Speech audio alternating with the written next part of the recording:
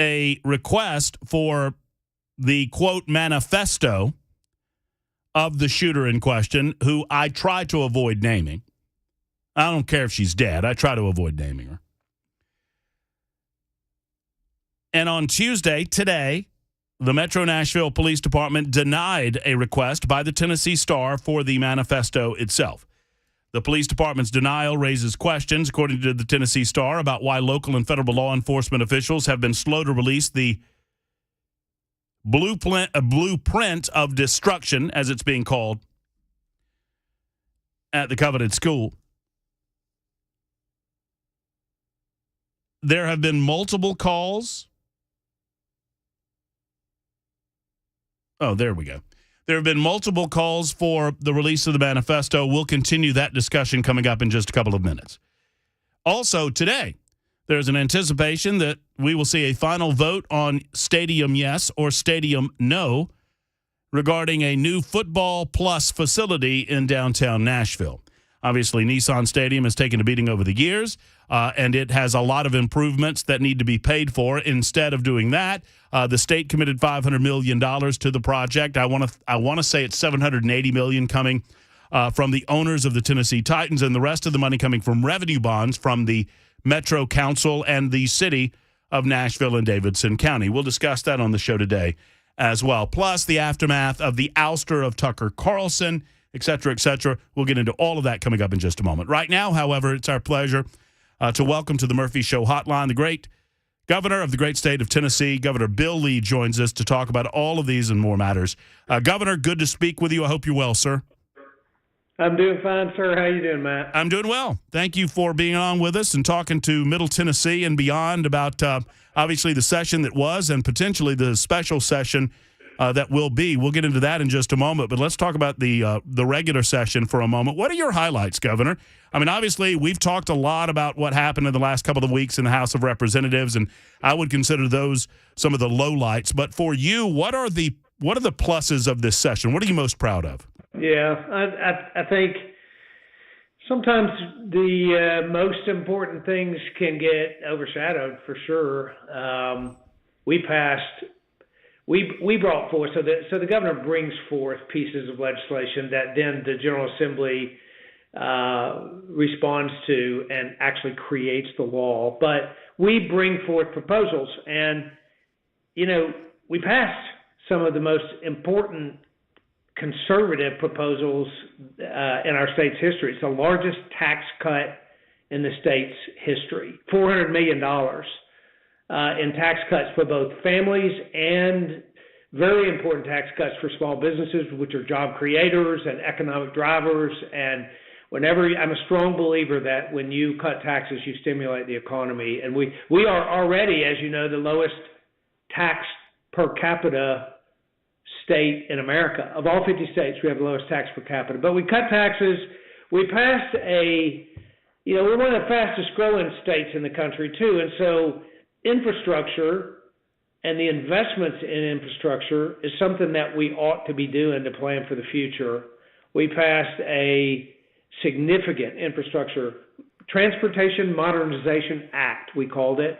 And it not only builds rural roads and funds rural roads and bridges and highways, but it invests in our urban center infrastructure as well. And the reason I call that a conservative win is because we're one of only about 6, maybe 7 states in the country that don't have debt to pay for their roads. We need to stay that way. This act delivers a funding stream to our state without raising debt and without raising taxes on the people of the state. So, those are a couple of big things. And now a third one, and then I'll let you keep going. I'm a strong believer in vocational education. That's my background in my business. If we're going to keep attracting all these companies, we've got to have workers. We created something called the Give Act my first year, and we've just built on that ever since, vocational education.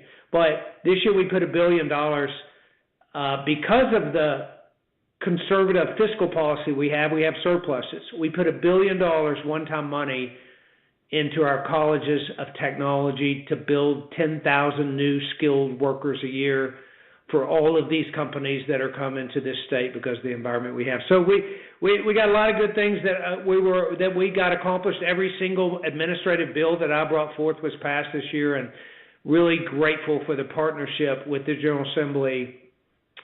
Very grateful for their work to get big wins for Tennesseans.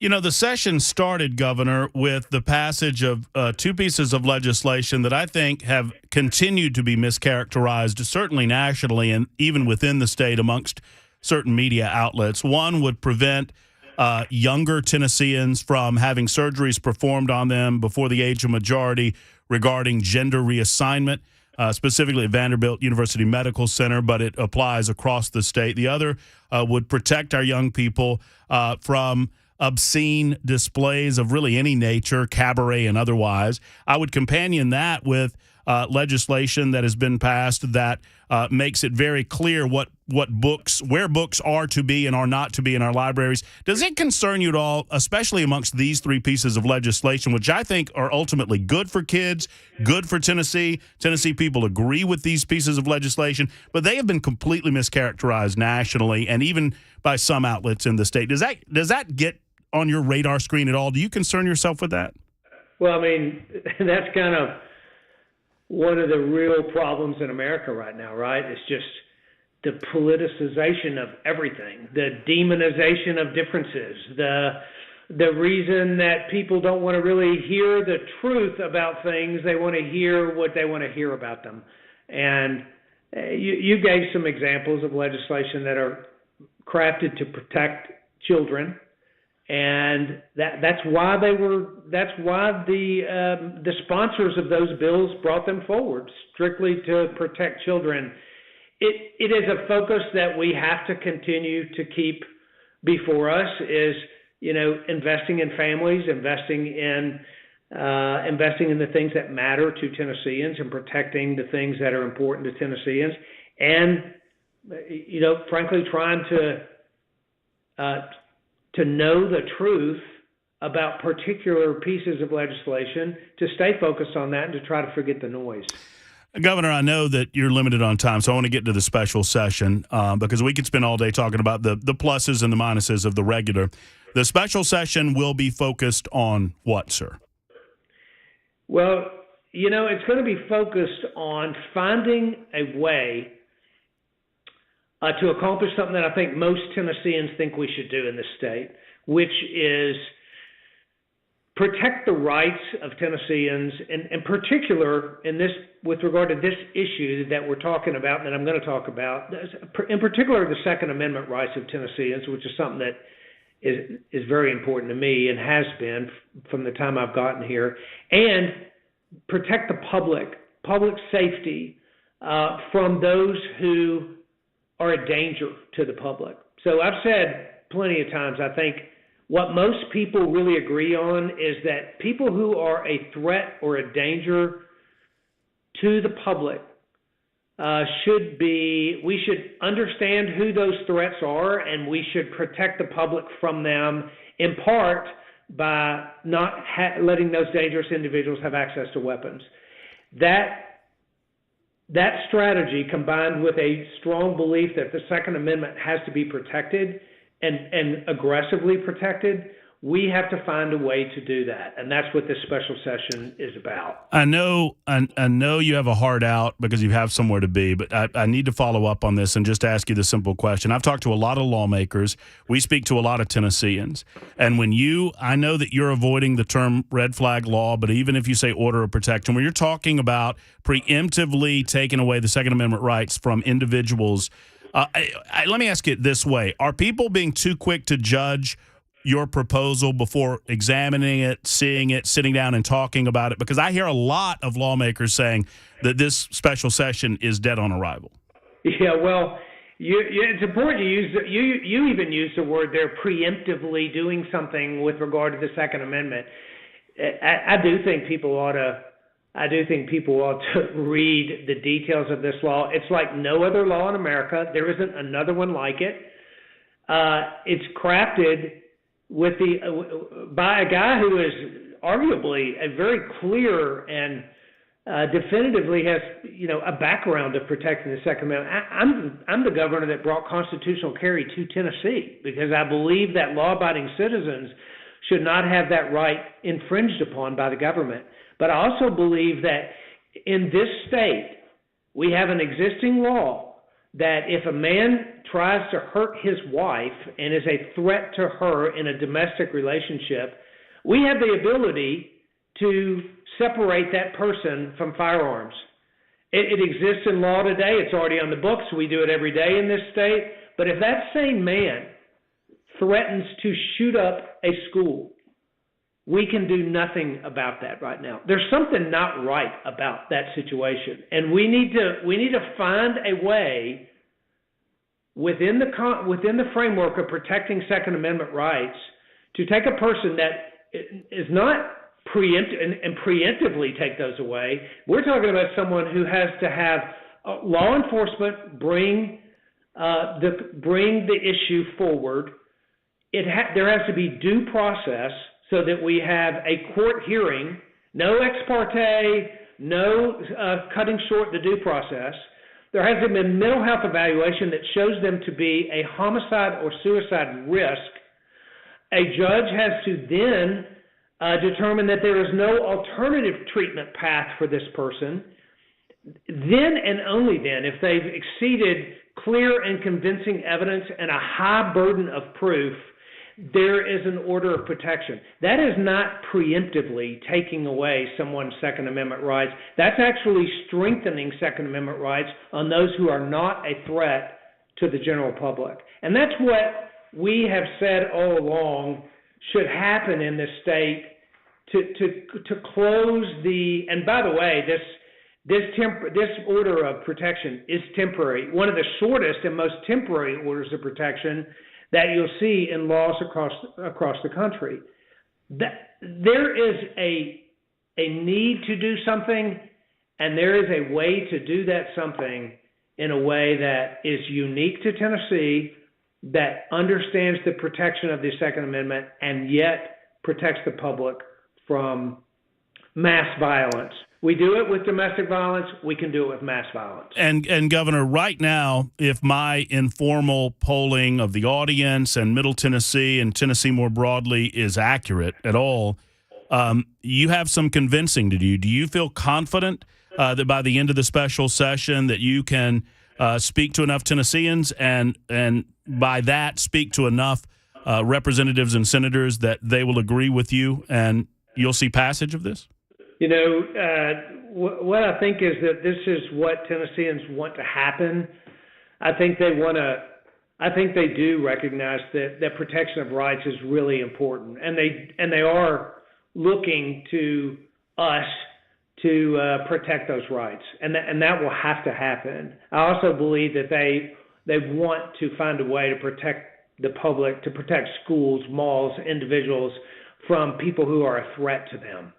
I think we can accomplish that. That's what I'm going to be talking to members of the General Assembly. And let me just say this. I mean, I have a long history of working together with the Speaker and the Lieutenant Governor and the leaders and the rank and file members of the General Assembly. We've worked together for 4 years, going on 5 years now.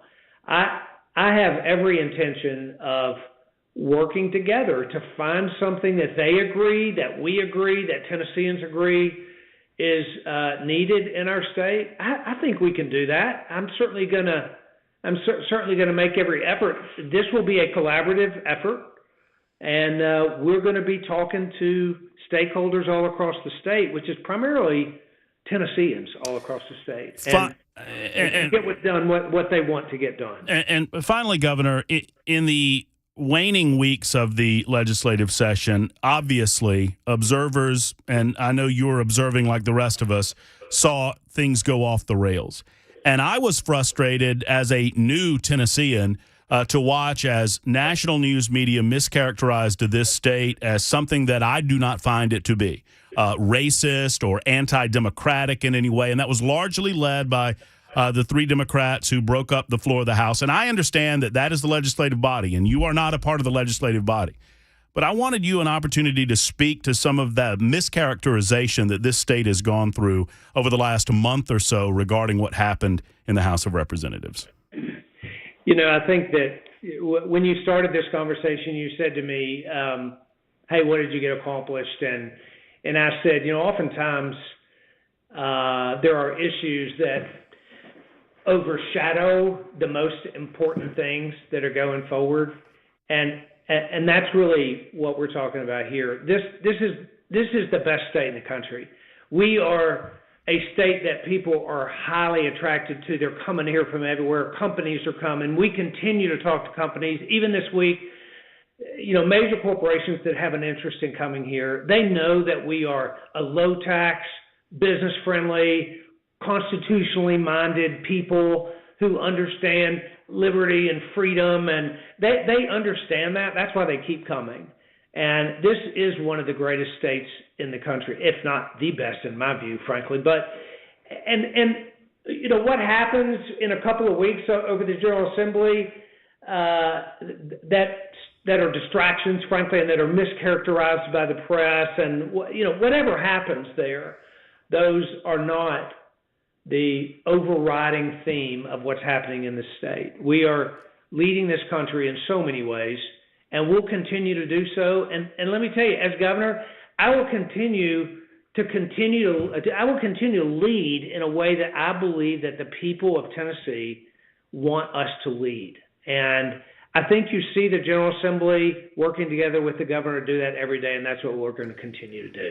Well, I know that you haven't settled on a day for the special session, or at least that's what I'm told. Is that true, that you haven't settled on exactly when the call is going to happen?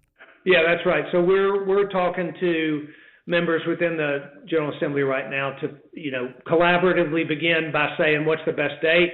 When can we get something done? What's the best timing for this? So we have not set a date. Well, my grandpa was a mechanic by trade, Governor, but he was also a farmer, and he always liked to say that that's a hard row to hoe. You might have a hard row to hoe in that field, but I know that you're dedicated to getting something done, and we'll watch. And if there's anything you need the Middle Tennessee folks to know about, you know where we are, and we'd love to hear from you again. I'm always glad to be on your show, Matt, and I appreciate that. We'll stay in touch. All right, take care. There's Governor Bill Lee with a hard row to hoe when it comes to this special session, as Pa used to say, but he's dedicated to the task, as you just heard. Now, I understand that many of you disagree with the governor on this. I have some disagreements as well, but I'm on record as saying this, that I do believe, and y'all can just destroy me on the super text line or destroy me on the phone lines from now until the cows come home when I say this, and I'm sure many of you will. But I do believe the governor is trying to thread the needle with regard to Second Amendment rights and trying to do something to prevent mentally ill people from being able to have guns. We'll talk about it on the other side. It's 1224 on Super Talk.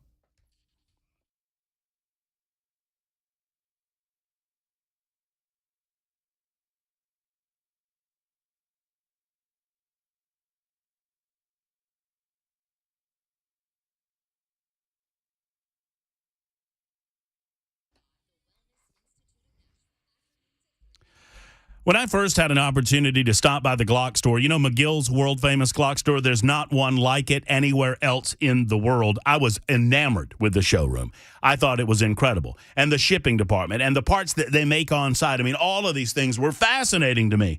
But I didn't even know the best part until I stepped in to the shooting rooms, and we started talking to Dan and Troy and the rest of the crew over at GlockStore about the way they do things differently when they train you. So for the cost of a few range sessions, did you know you could train every day for a year with an instructor? It's the GlockStore Shoot 270 membership. They're the best shooting deals in Nashville, and it does you no good to have a gun if you don't understand how to use it. I'm training. I started my training last week. I'm getting some more training on Thursday, and I'm excited about it. Carlos is excited. I'm excited, and I want you to be excited too. Don't just own a gun. Understand how to use it. Individual shooting rooms with just you and your trainer. Highly experienced certified firearms instructors. Up to 4 individuals per trainer. Find out more by calling 615-680-6565. 6565 or go to shoot270.com to book a session. That's shoot270.com. Book your session. The world-famous GlockStore, minutes away from anywhere and from the airport off Elm Hill Pike. Tell them I sent you.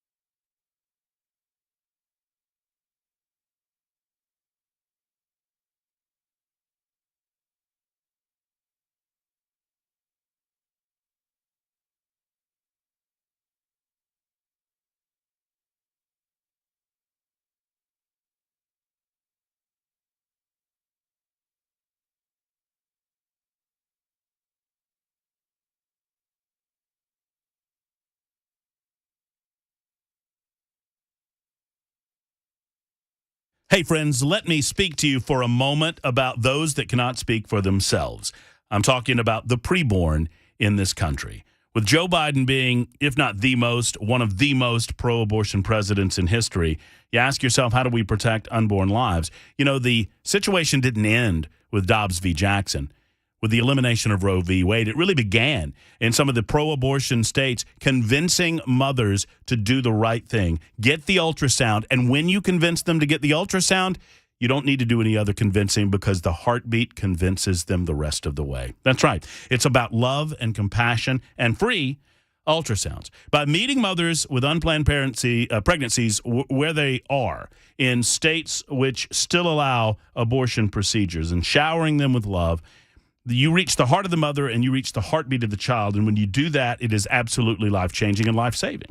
Over 200,000 precious babies have already been saved with the life-saving work of preborn. No government funding. It depends on you. I give, and I want you to give as well. To donate, just dial pound 250 and say the keyword baby. That's pound 250 and say baby. Or go to preborn.com/Matt. That's preborn.com/Matt. You can save a life, and there are many different price points for different budgets, but I promise you there's one for you. What is saving a life worth to you? Go to preborn.com/Matt.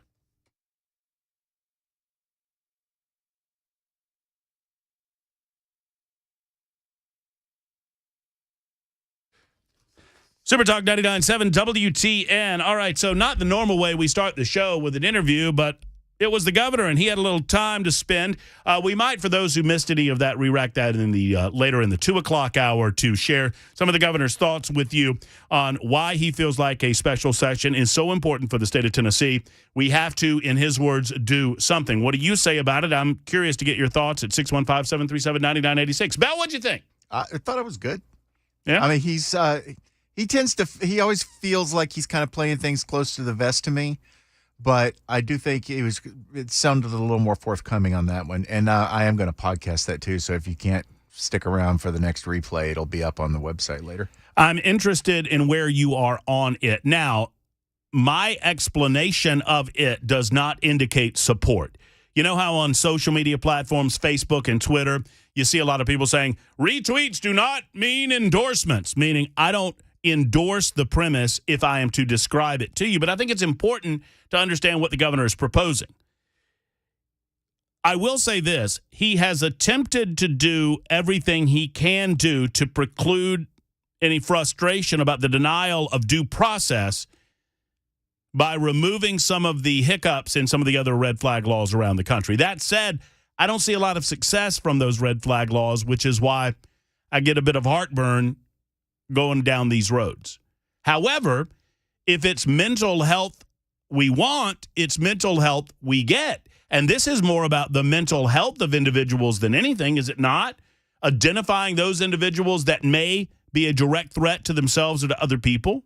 What say you? 615-737-9986. We'll get to your calls momentarily. It's 12:31. You're listening to Super Talk 99.7 WTN.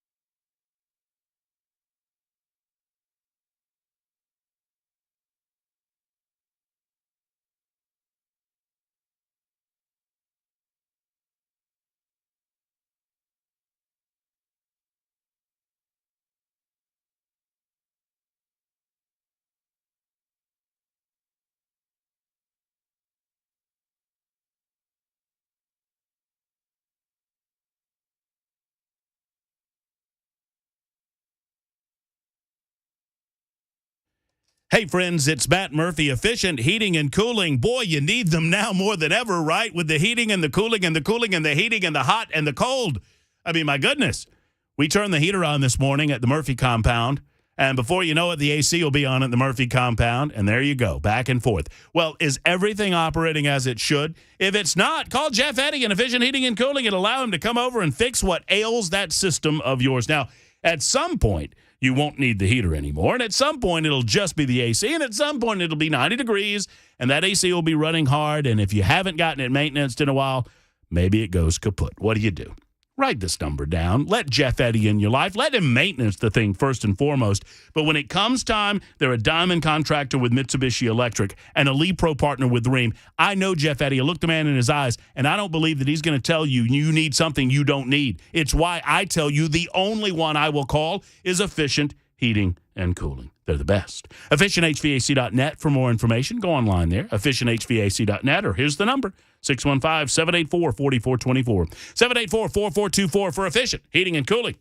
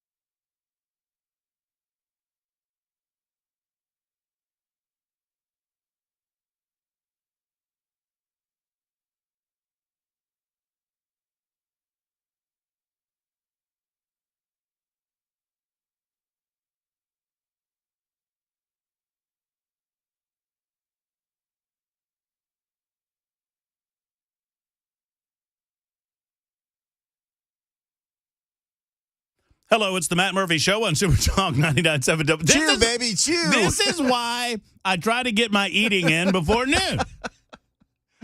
Hey, tell everybody what the radio station is and where they can find us on Talk TV, Bell. Oh, it's Super Talk 99.7 WTN, and we're on Twitch, YouTube. Take your time. Take your time. Facebook. Get you some Twitter. Maybe you, Bill. TikTok. Are we on TikTok? Yeah, I don't think we're on TikTok. Okay. I don't think the Chinese like us very much. All right, so the governor has presented the basic outline of his proposal. It's an order of protection that would give through the courts and I've not seen the language of the bill. I must say that. I'm not supportive of the bill, but I'm not dismissing the governor's proposal without hearing it. And a lot of people are. A lot of people are. It is a legit. I want to be careful here because I want to engage in a conversation amongst all of you. It is a legitimate place to be to say that there's nothing that we can do to prevent the Covenant School shooting. But if that's where you are, you need to be honest with that. Or, like me, you believe it has a lot more to do with pharmaceutical companies and the drugs being pumped into young children these days, more so than the guns of their choosing. That the gun is a byproduct of a disease, or it's a manifestation or culmination of an issue that has nothing to do with the gun itself.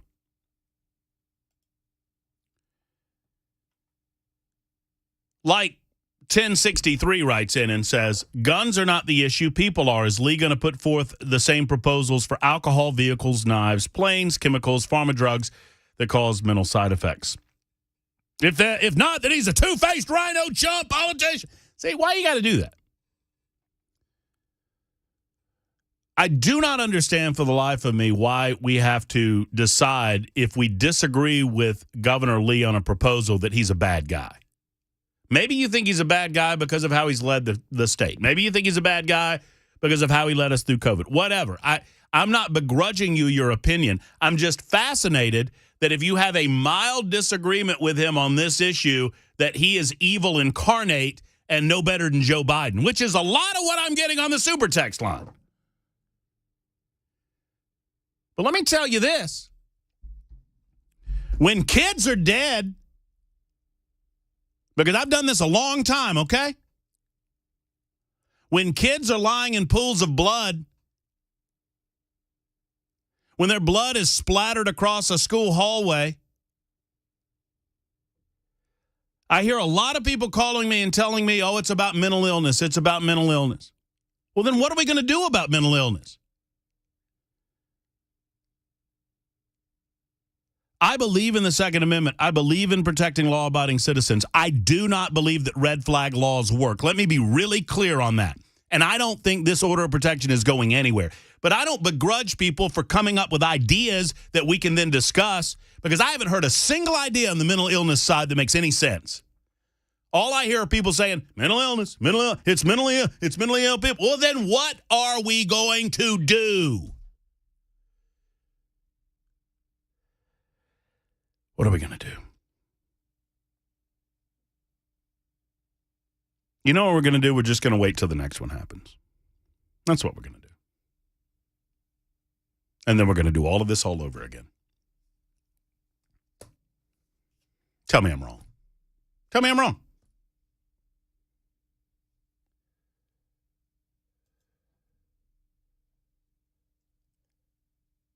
$83.59, you were bashing Lee on April 14th and urging listeners not to vote for him.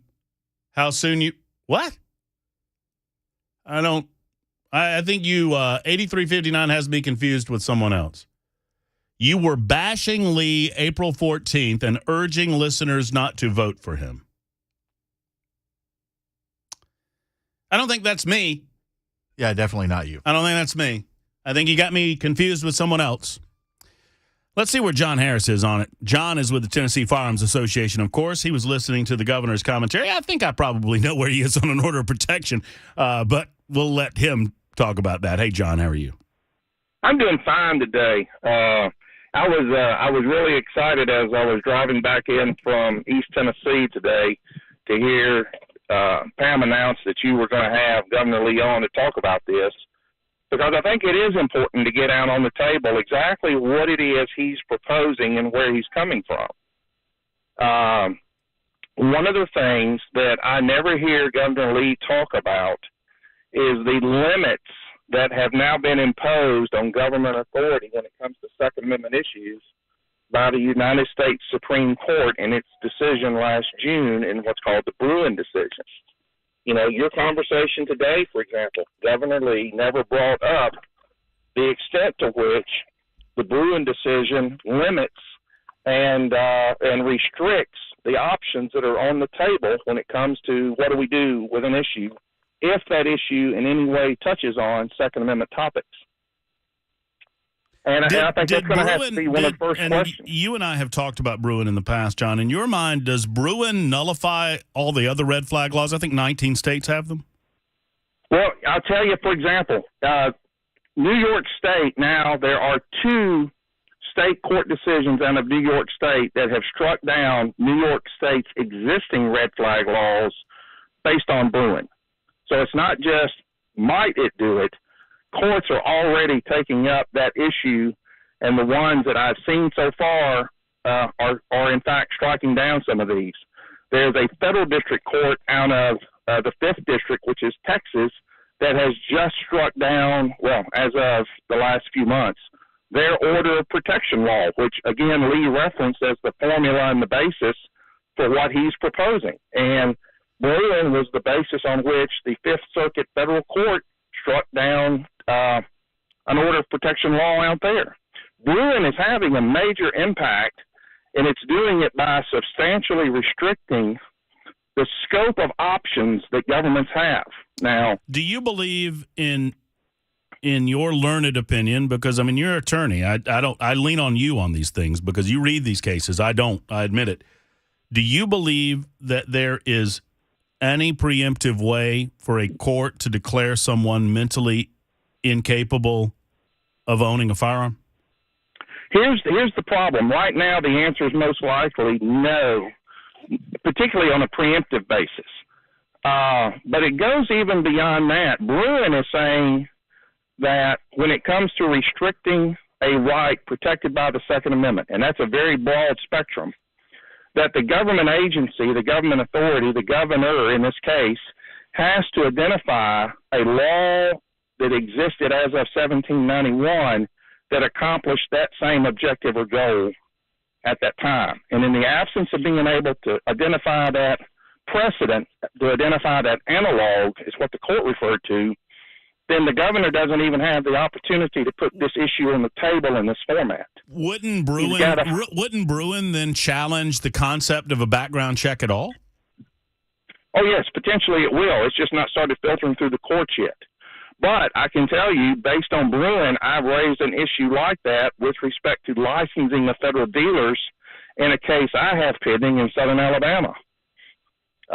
It's got huge impacts with where we go prospectively. Whether we like it or not, that's what the Supreme Court said, and we've got to deal with it.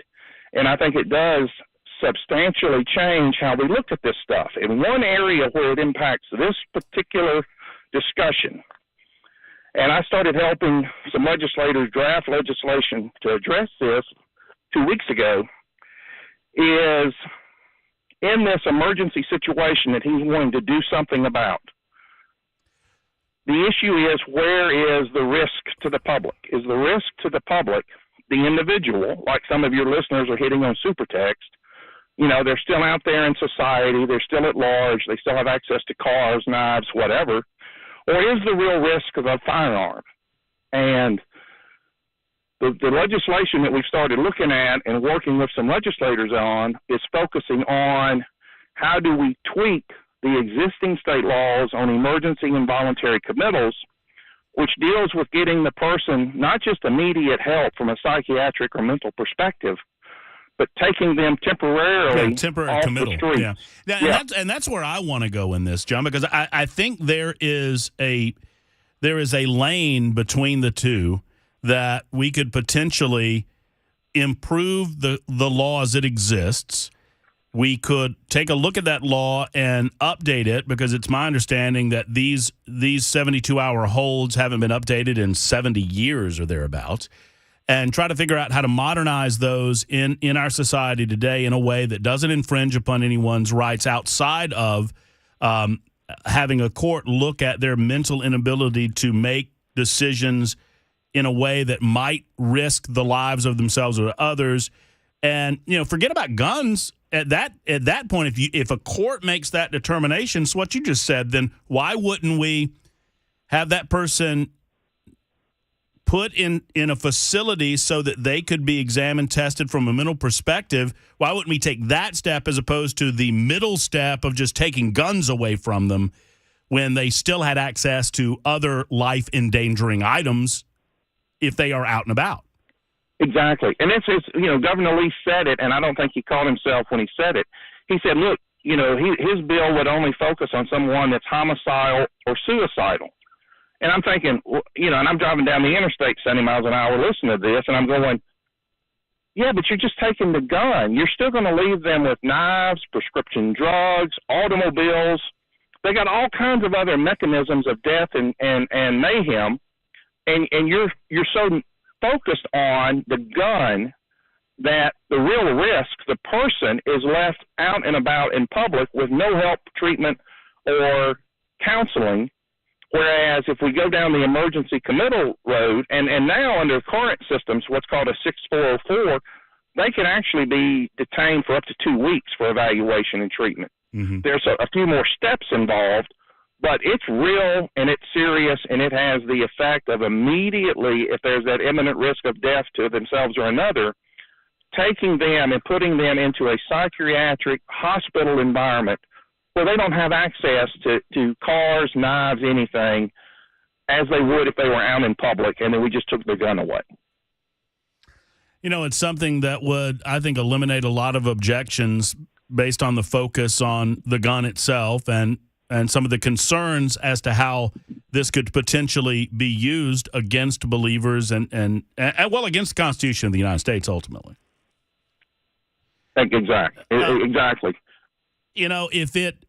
If this conversation, if this special session somehow morphs its way or moves its way into a conversation like that, I think then in that it is worth it. Otherwise, I said to the governor, you heard me, John. I mean, my grandpa said that's a long road to hoe, right? I mean, you got a long way to go to convince Tennessee. I mean, the governor says that the people of Tennessee are behind him on this. I don't hear that. I just don't. They want to try to do anything from a constitutional perspective to prevent the killings like this, but they believe that these types of red flag laws are unconstitutional, as you've laid out today. Well, and I'll give you a perfect example of your, testing the public. Yesterday, I was in East Tennessee teaching a class on firearms law and deadly force to over 100 of the state's judicial magistrates. They're in their periodic conference to get their training. One of the biggest things they wanted me to talk about during that conference was the governor's proposed red flag law, and did I think it would pass. Out of the 100-plus magistrates that were in that conference, numerous of them came up with a great deal of angst that they had read it and they don't like it. And interestingly, not a single one, no one in the entire conference came up and said, I've read it, I think it's got some merit, and I think we ought to support it. Nobody said that. Well, and you hit to the heart of it, and I get frustrated that we can't have these types of open discussions without people starting name calling or whatever, and that's why I love having you on, John, because you hit at the heart of it.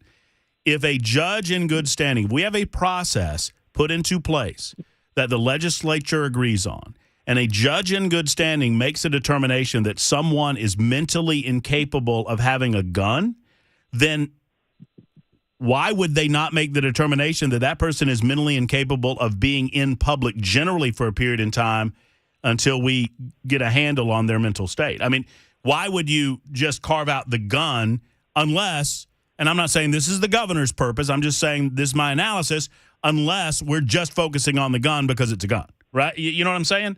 We should, if we want to focus on mental health, let's focus on mental health, and let's figure out a better way to get people treatment that they need before they do harm to others. Exactly. And that's where I think really the focus has got to be if what we're really concerned about is saving lives and controlling what may be a controllable risk. Well, and regardless of what you or I think about it, John, what really matters is what the Constitution says about it. And you're dead on that the Constitution is going to answer a lot of these questions. There's a way to handle that, too. And if people think they can amend it and, have at it. But it's not even a matter of opinion when it comes to the Constitution. Would you agree? Oh, I agree. As a matter of fact, Justice Thomas, that wrote the Bruin decision, said that the public debate over the scope of the Second Amendment and what it protects ended in 1791 when it was ratified and adopted. Now the only question is, based on that fact, what was permissible regulation as of 1791?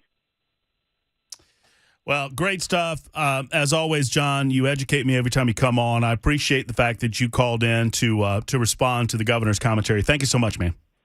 Thank you. All right, there's John Harris with the Tennessee Firearms Association calling us with his thoughts on our conversation with the governor. We'll get to more calls coming up in just a moment. It's 12:52. You're listening to Super Talk 90.7 WTN.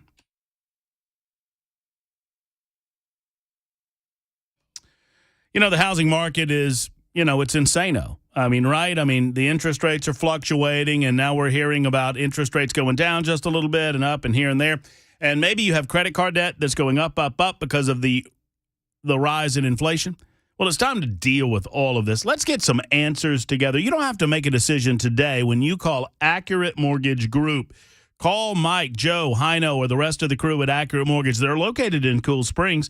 Matter of fact, you could do all of this on the phone, or you could stop by, sit down, and talk with them today about refinancing, maybe paying off some of that credit card debt.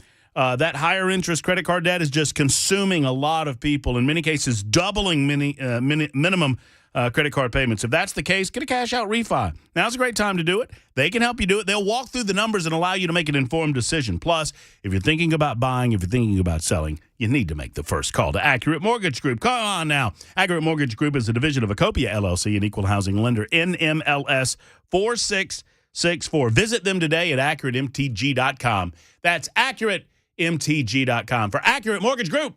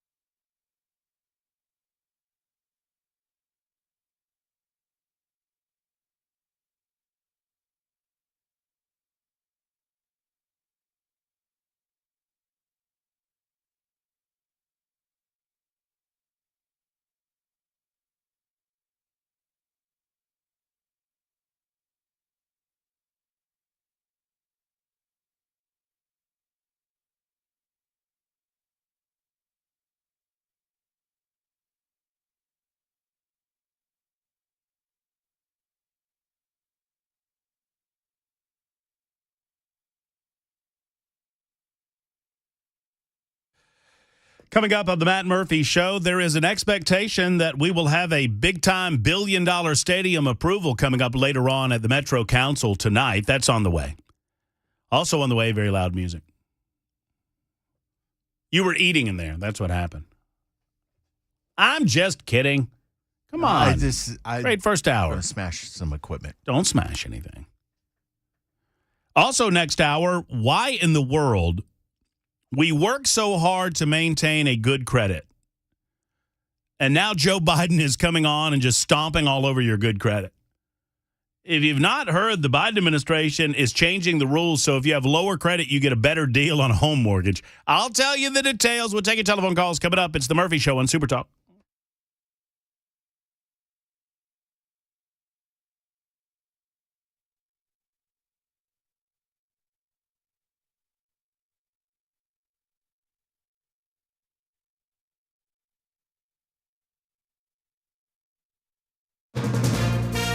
From ABC News, I'm Michelle Franzen. A jury in Manhattan now seated in the defamation and battery trial of former President Trump. The 9-member jury fielded questions about their social media accounts and also vaccine status. The writer, E. Jean Carroll, accuses Trump of assaulting her in a department store dressing room nearly 3 decades ago. Charges Trump denies. ABC's Aaron Katursky is outside the courthouse. Trump has said Carroll is not his type. But during a deposition in the case, when he was shown a photo of Carroll and asked if he recognized her, Trump said, "That's my wife," confusing Carroll with his second wife, Marla Maples. More evacuations in Sudan today, including a flight coordinated by France filled with diplomats, including some Americans. A 72-hour ceasefire holding for now between 2 warring factions. ABC News contributor and former Deputy Assistant Secretary for Defense in the Middle East, Mick Mulroy, has more. The ceasefire, I think, is primarily right now to allow foreign nationals to depart unhindered and for critical humanitarian aid to get into the country, which is already falling short on food and fuel. I think that is really important, but most important is that it holds and that we move toward reconciliation. A new twist in the Idaho College murder case involving 4 students killed in the off-campus home last year. One of the surviving roommates who lived through the murders of 4 friends inside of the home now subpoenaed by accused killer Brian Kohberger's defense team. Her attorney is calling the subpoena improper and says she should not be summoned for a preliminary hearing. His attorneys claim she is a material witness who could provide information to clear him.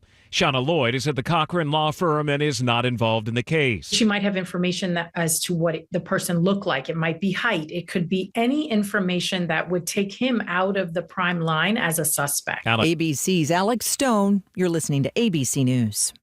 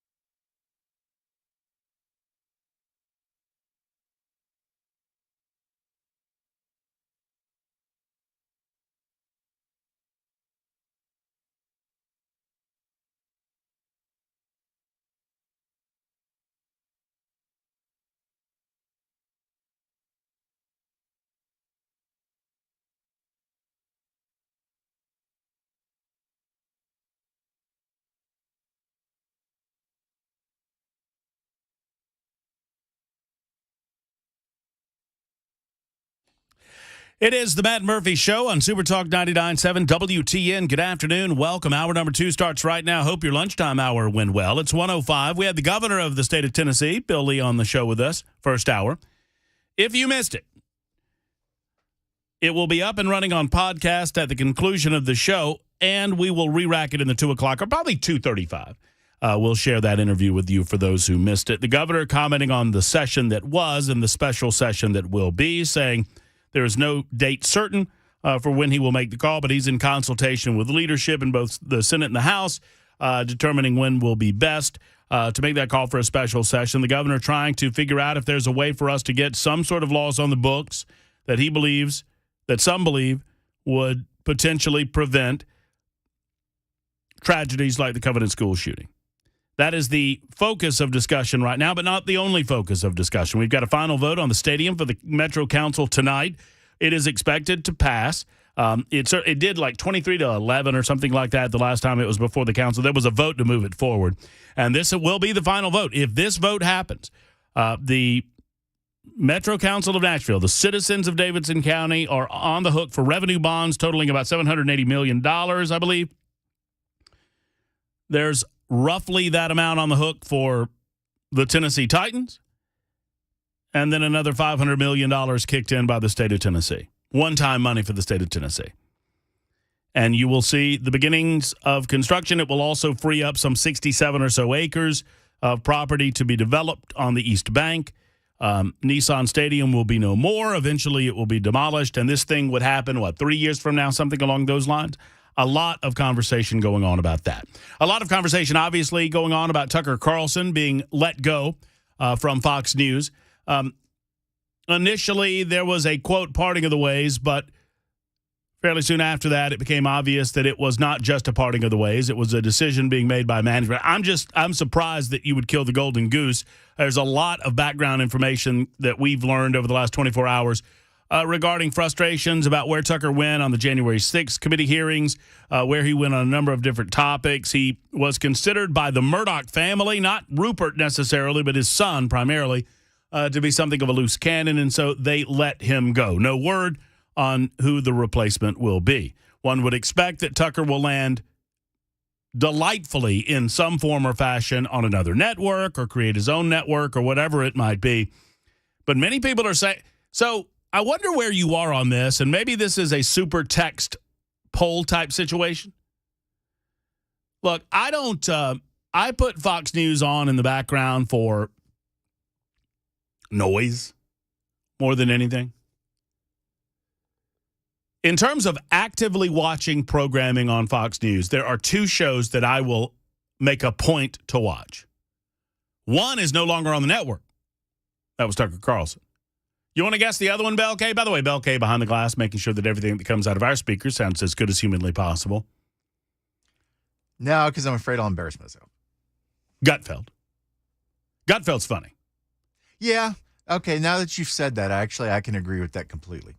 They get into the news of the day, but they do it with humor. They normally have a good, list of guests. I like, what's her name, Kat, Temph, or whatever, however you pronounce that. He's very snarky when he delivers the news, and he makes it a little more palatable. I like it. At first, I didn't like the rhyming and the goofiness, but I came to like that. I like his presentation.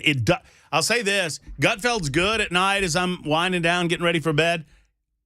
It does not work at all for me if Greg Gutfeld's not there. If he's not the centerpiece holding everything together, it just falls apart on its face. The tone only works if he's the one generating it. Yeah, I agree. So I still enjoy Gutfeld. And oddly enough, interestingly enough, Gutfeld was the only one on Fox News yesterday that I could find that made mention outside of maybe a news comment.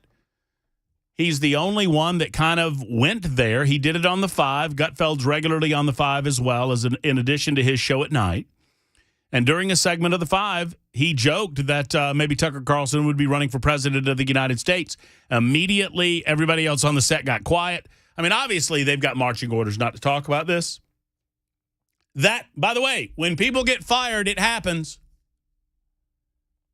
I'm just telling you, in our industry, in the television, entertainment, journalist, newspaper, whatever, and yeah, in radio, Trust me, it happens that when things happen, and it doesn't necessarily mean a firing. When a company and a person parts ways, when they're no longer together, sometimes that happens in a way that is not publicly announced, and you just have to do what you got to do.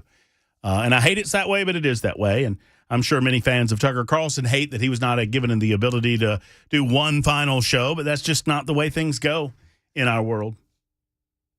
Just doesn't happen that way. Now, I enjoy the fight. I'll give you that, too. One of our super texters said, I enjoy the 5. Yeah, if I happen to be watching at the time that it comes on, a lot of times I'm just not available during that time. But I enjoy the back and forth of the 5. Jesse Waters has grown on me a little bit. I would expect that Jesse Waters is going to be strongly considered to replace Tucker. But here's the thing. A lot of people are saying goodbye to Fox News right now. Dramatically. Like Fox News has become Bud Light because they decided to dump Tucker. I'm wondering if you feel that way. And if so, where do you go for your news sources? Now, I hope you go to Supertalk 99.7 WTN. I find it to be one of the few places where not only can you get robust commentary amongst the hosts on the program, on the show, on the station, but you can also comment on your own. We do not limit the commentary simply to those that are presenting the news and presenting the news items to opine upon them on a day-to-day basis. Information-fueled, opinion-driven. That's what the slogan means. But I'm wondering if you feel like you're done with Fox News. A lot of people said the same thing when they let O'Reilly go. Now, those circumstances are so very different, at least as we understand them now. Bill O'Reilly was under the gun. He was under the gun for a lot of past actions, and a lot of those actions were just untoward, to say the least, and really had nothing to do with political ideology, had everything to do with how he comported himself in his day-to-day life. Bill O'Reilly apparently was a habitual sexual harasser. And eventually that came round to bite him on the proverbial tuchus. I've not heard that about Tucker Carlson, although we hear that he's a hard dude to work with simply because he's a perfectionist. But apparently his staff loved him very much. A lot of people that have been around him, I've never met the man, but a lot of people who have been around him said he's a nice guy. He comes at the world from a very particular point of view, but don't we all? But don't we all? So I'm curious where you are on that matter. Then there's the governor's proposal that we talked about last hour, and we still have some calls about that. I've got a transgender story to tell you about still to come on the show, but obviously your telephone calls come first. Robert's been holding on to talk about mental health. He's calling from Woodbury. Hello, Robert. How are you? Good afternoon, Matt. Pleasure to speak to you. Just give me a few seconds to say what I'd like to put forth for food for thought. A lot of these individuals are at home. They may be under 18 of age, but the key factor is they're home. There's a lack of nurturing that goes on across the board at homes. And recently in Virginia, the 6-year-old that brought a gun and shot his teacher, the parent has been charged. If parents were held responsible for the acts of their children, regardless of the age, if they're living at home, it might tend to bring down the frequency of shooting. So you want to hold parents responsible for the what is the cutoff age? It's in your mind. It's at living at home. How do these parents not notice what's going on within the confines of their home with their children occupying it? Okay. Robert, do you, a couple of questions, just so we can kind of get to know one another and we can talk about this. Have you had kids? No, but I am a psychologist by education, and nurturing across the board is what parents are failing to do. Well, I don't disagree with that. But do you understand why? I mean, so the dynamic you're talking about is, and we can use the Covenant School as a great example. And I'm not dismissing it. I just want to hash this out. It's a very important thing you're talking about. So this young lady was 28 years old. Okay? Yes. Living in her parents' house. Yes. So, by your suggestion, the parents are to search her room? No, just be attuned to what's happening with your offspring. It's something that we have lost track of. I'm just trying to figure out what. So, obviously, I would agree with you that if you're dealing with a 14-year-old and that 14-year-old gain out, but I think there are already laws on the books that would hold the parents somewhat responsible. There was a case, where was it, in Minnesota, somewhere, maybe Michigan, where the two parents were ultimately charged for the actions of the youngster that took a gun to school, and then they searched the kid and didn't find the gun, or the mother knew there was a gun. Anyway, so obviously, if we're dealing with a 14-year-old, there are other laws on the books that would apply to this. I'm more curious about your assertion that if an adult child is living in the home, that the parent should be held responsible for the actions of the adult child. If they're at the home, the parents apparently are oblivious to what their child is doing.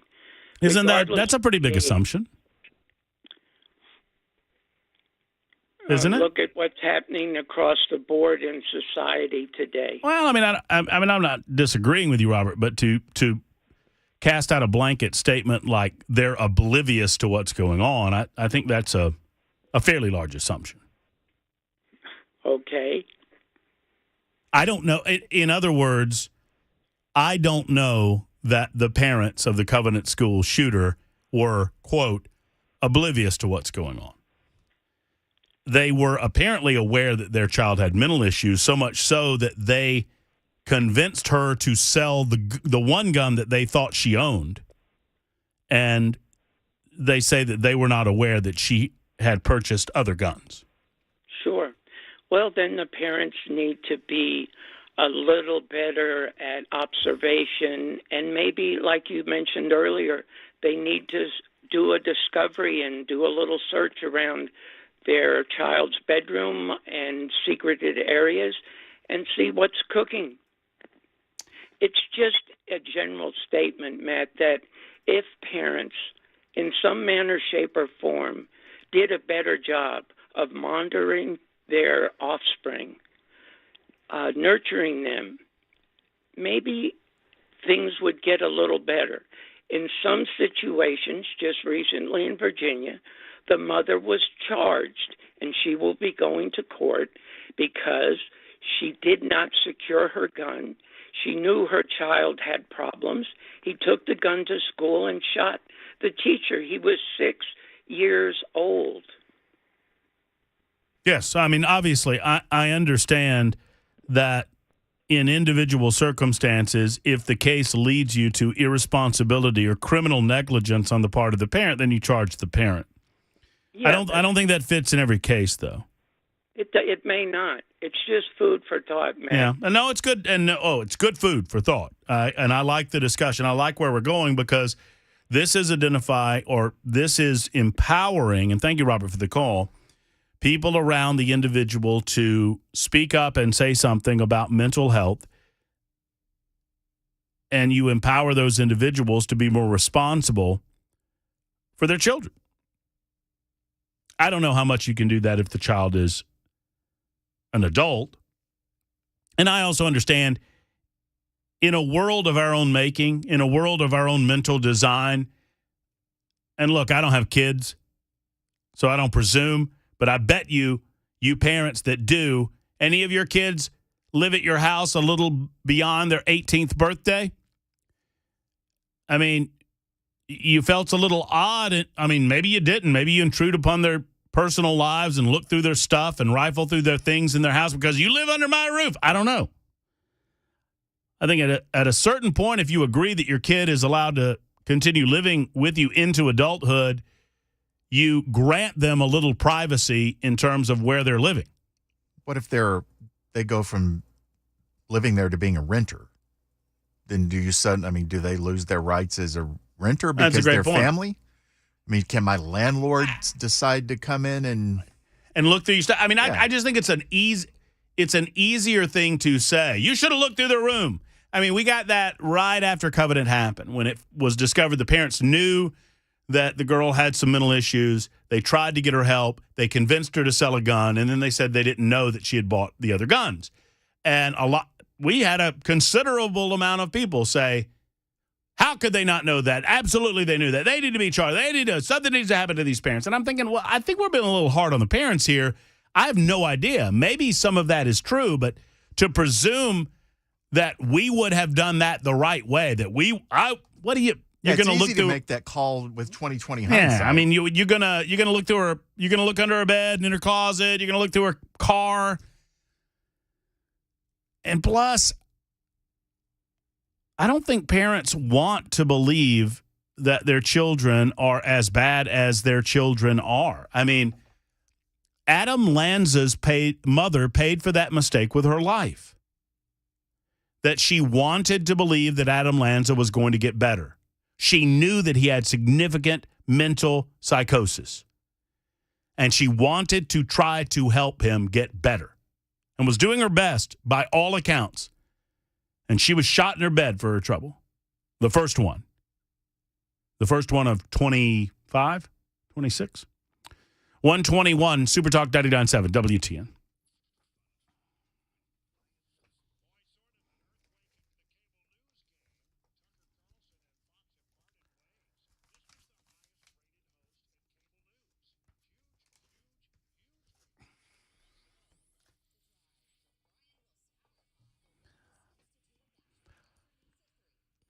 I talk often about what a superior job and how good of a job Nashville Painting Company does, and it's all from top down. It's Jeremy Reeves and the work ethic that he puts into it on a day-to-day basis, and that trickles down to his supervisors, that trickles down to the craftsmen that are their painters as well.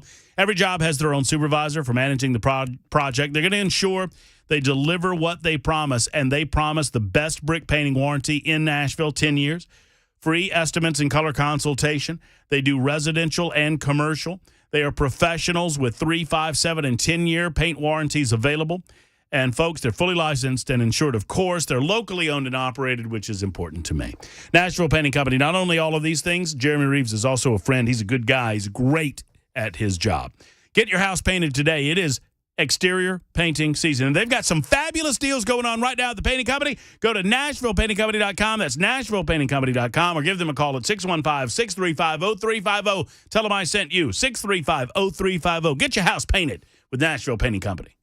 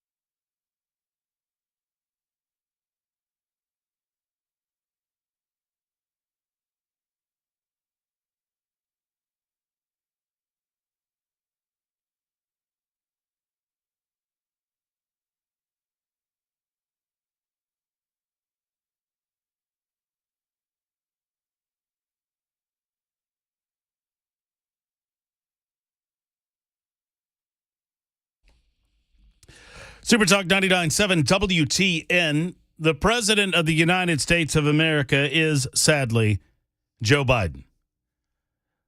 Joe Biden, unsurprising to no one, has announced that he wants to run for another term as President of the United States, or at least, let me restate that. Let me correct that. Someone within the Joe Biden administration has announced that Joe Biden is going to run again for President of the United States. I don't know that Joe Biden knows his butt from a hole in the ground. I don't think he could find his way out of a round room with a compass and a flashlight. You want to see my temper? Keep going. Well, but Joe Biden, nevertheless, I mean, does it make anyone else sad that he couldn't even do it live? There's no reason to do it via tape other than it's the only way that he could do it. And I'd be willing to listen to a reason if it exists, but I don't think the reason exists. Joe Biden decided, or someone decided, that he's running for president of the United States, and so he launched his Let's Finish the Job campaign.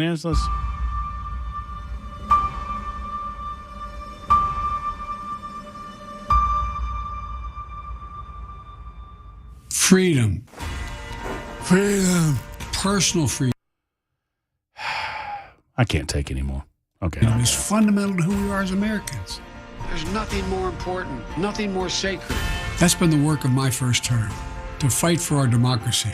This shouldn't be a red or blue issue. To protect our rights, to make sure that everyone in this country is treated equally and that everyone is given a fair shot at making it. But you know, around the country, here's bad people extremists are lining up to take on those bedrock freedoms. Cutting Social Security that you paid for your entire life. Not true. Cutting taxes for the very wealthy. Dictating what health care decisions women can make. Banning books. Nobody's banning books. Nobody's banning books. Who they can love. All while making it more difficult for you to be able to vote.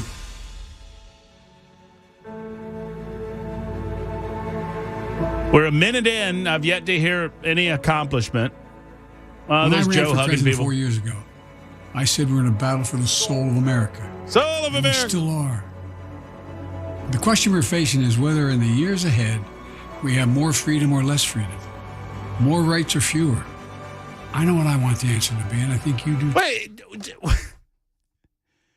Democrats run on this premise. No more so than Joe Biden on more rights. What rights do people want that they do not currently have? You are granted rights by God, a God that I don't hear Joe Biden talking about very much, especially when he talks about issues like abortion. I just don't understand what rights Democrats have not managed to secure. Barack Obama enjoyed a majority in the House and the Senate for 2 years of his term. He did not guarantee us those rights, get them galvanized. Joe Biden had a majority in both houses of Congress, did he not? What rights have Democrats not already tackled? The right to what?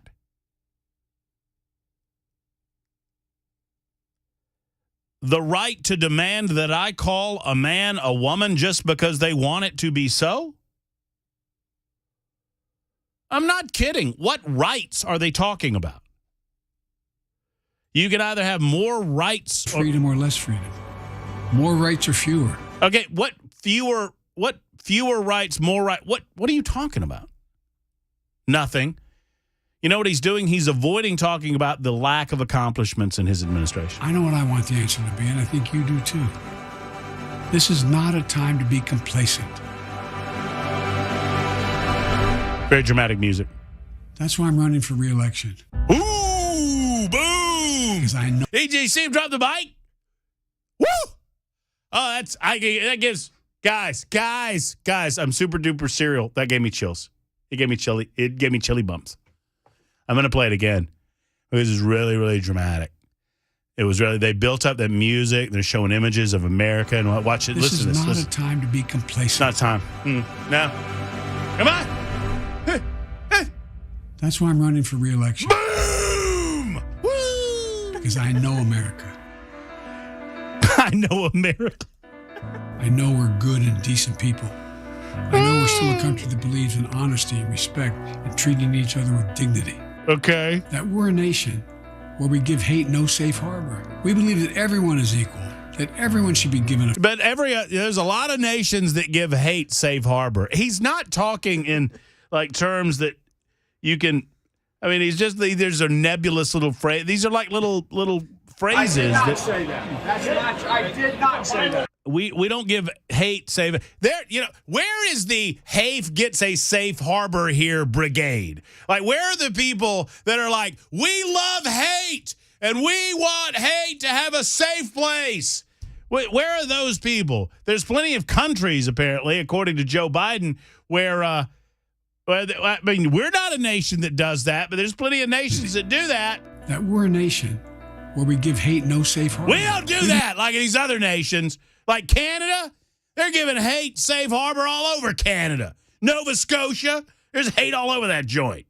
But not here in America. We don't give hate safe harbor. It's got to run around. It can't find a place to land or take a nap. We believe that everyone is equal, that everyone should be given a fair shot to succeed in this country. Thank you for choosing us. Every generation of Americans has faced a moment when they have to defend democracy. Stand up for our personal freedom. Stand up for the right to vote and our civil rights. You know, Joe Biden's doing, I can't stand it anymore. There's another minute. He does not mention, I want to get through it because I've yet to hear, we're 2 minutes in. Has anyone yet to hear one mention of one single accomplishment that he's managed to achieve? Of course not. 132, Super Talk 99.7 WTN. Back with your calls in just a moment.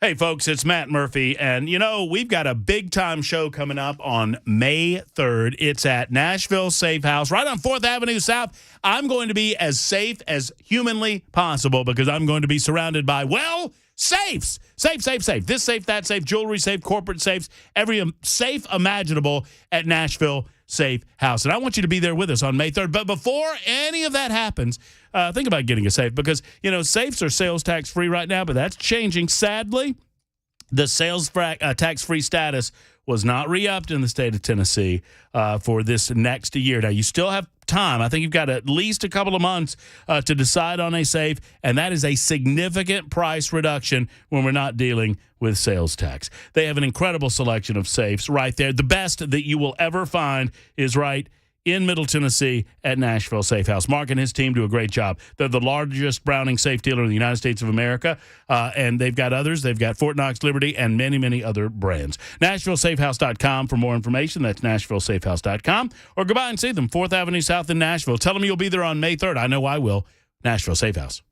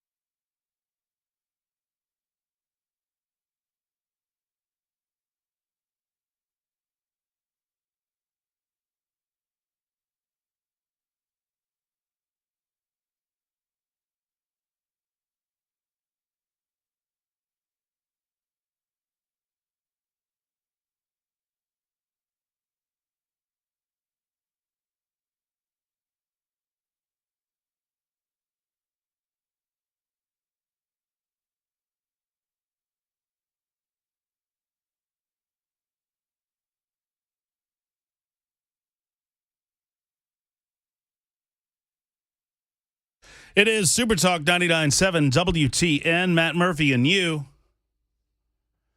Give us a call if you desire, 615-737-9986. We're doing a breakdown and review. It was impromptu. I didn't mean to do it this way. But if you want to blame anybody, blame McMorey because he was laughing at me in the newsroom. So I kept going with it. We're doing an impromptu breakdown of Joe Biden's presidential announcement. It's about 3 minutes long. We were about 2 minutes in, but I backed it up a little bit. I'm going to continue this in just a moment. Secondarily, we do have an update. You know, I had an interesting conversation with Gabrielle Hansen, who is an alderman in Franklin, who is under fire, increased scrutiny over some of her allegations that she made on these airwaves on Super Talk 99.7 WTN as I was filling in for Brian Wilson. Sadly, for Brian, not for me, sadly, Brian continues to get confused in all of this. And I think it's partially because we put the podcast under the drive, because I was on the drive, and so that's kind of where the podcast goes, because I was doing the 3 to 7 slot, and that's confused some people who are reporting on this. But be that as it may, I don't think Brian, I take all full responsibility for better or worse, and mainly for worse, in how the interview began and how it ended, which was not good. For those who missed it, Hansen was making a lot of shocking allegations and claims about what she did know regarding the Covenant School shooting. I challenged her on those claims, and it did not turn out well. Now there's some media reporting on this, and I ended the interview by saying that I do not like liars. I do not like people who choose to put themselves in front of a story like this when people are dead and people are suffering. And I then called on the citizens of Franklin to look for a new alderman.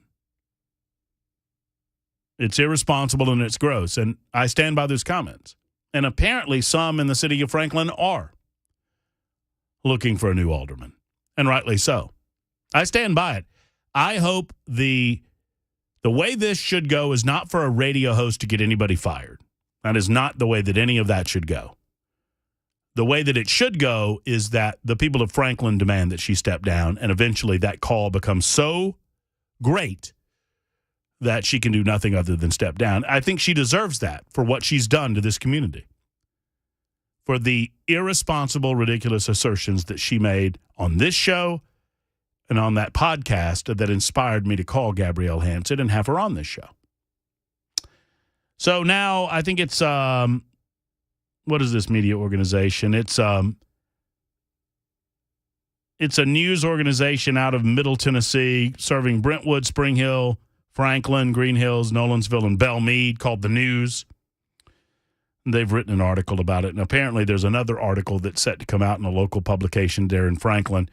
I had the gentleman reach out to me about that. So I just wanted to update you on that. Once again, I don't know Gabrielle Hansen. I don't have any ill will toward her except the manner in which she's presented herself publicly as an official representing Franklin, Tennessee. It is shameful what she said publicly. She should be apologizing. Yet, to my knowledge, she isn't. All right, more on the phones in a moment, but first I got to go back to this. This is good stuff right here. The question we're facing is whether in the years ahead we have more freedom or less freedom. Are we going to have more freedom or less freedom? What are we going to do? More rights or fewer?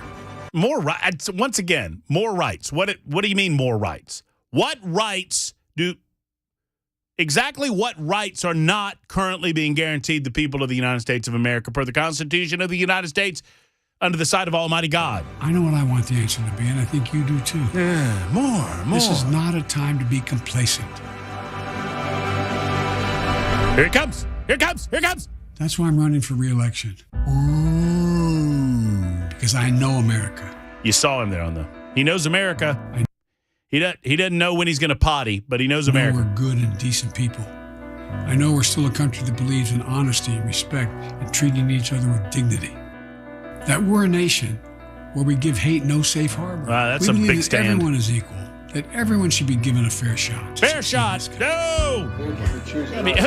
I like the there's a tendency in politics, and it's not just Joe Biden. Normally you see it at the city council level. You don't normally see it at the presidential level. But after all, Joe has been in politics for 50 years. What has he accomplished? I mean, talk to me. I'm willing to listen. I mean, it's well over 50 years, actually, at this point. And when you have that level of record and you don't really have substantial accomplishments making the lives of the people that you've served better, then you fall back to these typical cliches, these political cliches. Hate has no safe harbor here. Freedom means something. I'm going to fight for freedom and equality for everybody. Everyone should be given a fair shot. I mean, but who's out there saying, no, everyone shouldn't be given a fair shot? That's not right. Nobody. I mean, there are differences in political ideology as to how much influence the federal government should have on our day-to-day lives. This is 8th grade debate crap. I was in debate. I started high school debate the year before I started high school. I was in the high school debate. I was on the high school debate team in the 8th grade. They kind of pulled us up from the JV team, basically. This is the type of garbage that I tried to present as a winning argument back then, and I got my butt kicked as a result. Succeed in this country. Thank you for choosing us. Photographs. Every generation of Americans has faced a moment when they have to defend democracy. Stand up for our personal freedom. Stand up for the right to vote and our civil rights. Every generation. I defy you. He's showing a lot of images of, I think there was the Edmund Pettus Bridge there, and his walking across it, some African Americans there. Every American faces a time where you got to stand up for the right to vote. Who's being denied the right to vote? That legally has the right to vote. There are two things in this country that are only guaranteed to legal citizens. One is the right to vote. The other is the ability to serve on a jury. And nobody's denying either of those things to any of these people. And this is our moment. There was a small little, there was like a second and a half of Joe running. That was good.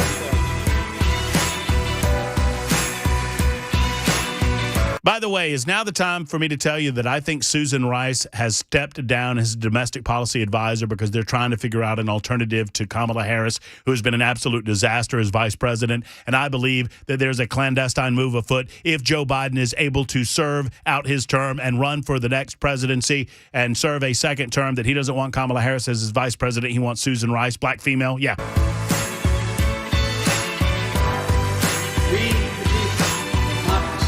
A lot of driving music there. Not a lot of talking. So if you're with me, go to JoeBiden.com. The music's too loud. Let's finish this job. I know we can. Because this is the United States of America. There's nothing, simply nothing we cannot do if we do it together.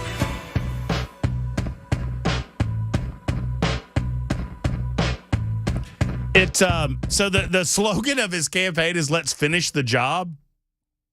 If you believe, like I do, that Barack Obama began the job of fundamentally transforming the United States of America as he declared that he did, if you believe, like I do, that Barack Obama and other individuals in the upper echelons of the Democrat Party want to transform America into a more centralized government resembling socialist countries, then Joe Biden is declaring that he wants to finish the job. Finish the job. Now, Joe claims that Harris will be his running mate. I don't know how that holds up. I don't. There it is, the official announcement by President Biden, not naming one single accomplishment in the 3-minute video that he managed to achieve during his presidency. And the first 2 years of his presidency, he had a House and a Senate that were on his side. Couldn't get anything done. 146, Michael is next in Nashville with a discussion about mental health. Hey, Michael, thanks for holding. How are you? I'm doing well. How are you today? Great, Michael. What's on your mind? Well, I'm a therapist, have been for about 20 years here in the Nashville area, and I wanted to speak to mental health. That keeps coming up in each one of these debates. One of the things I run into when I have to have someone admitted is there's nowhere to send them. There are no beds available. I had one young man who was actually somewhat suicidal.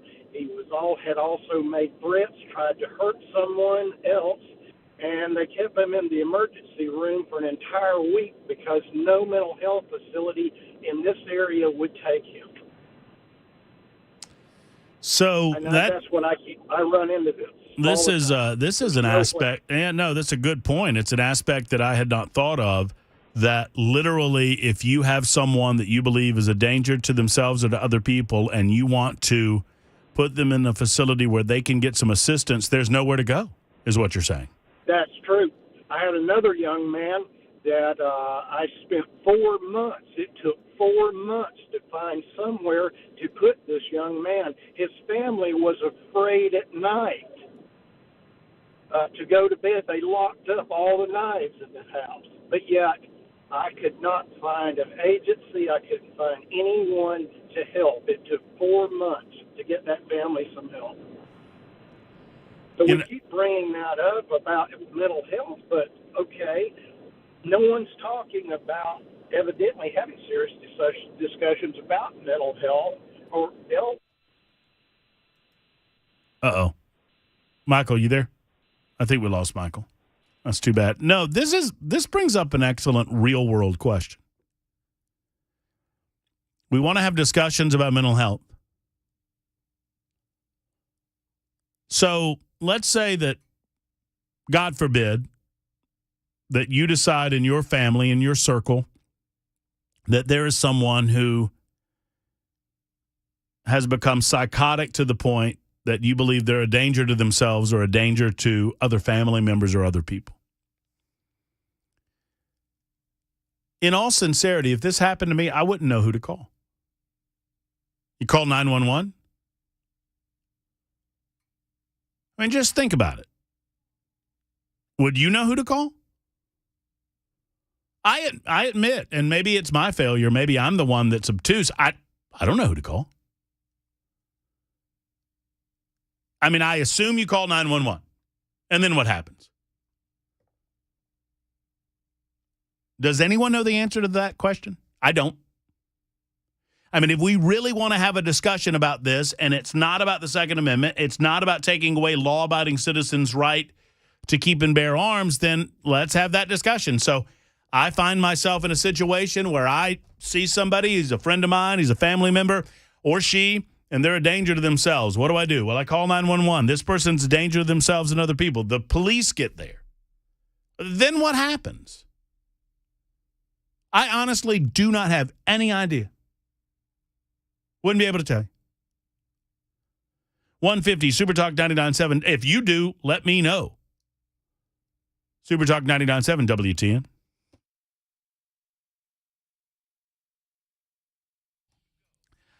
The Tennessee Men's Clinic now has 2 locations to serve you, friends. I'm here to tell you about it. It's Matt Murphy for Tennessee Men's Clinic. I like that they started their company with one goal in mind, and that is to get men the health care that they deserve for specific needs that only men have. I mean, testosterone levels are an issue and have been for a long, long time. Plus, energy levels are an issue. Lack of motivation or drive in the bedroom, that's an issue, or just energy generally speaking. If you have a loss of energy, men, or if you're a lady and you've noticed a loss of energy in your guy, it's time to get them the help that they need. It's time to get them Tennessee Men's Clinic. You go in and for less than $100, you get a complete physical, complete checkup.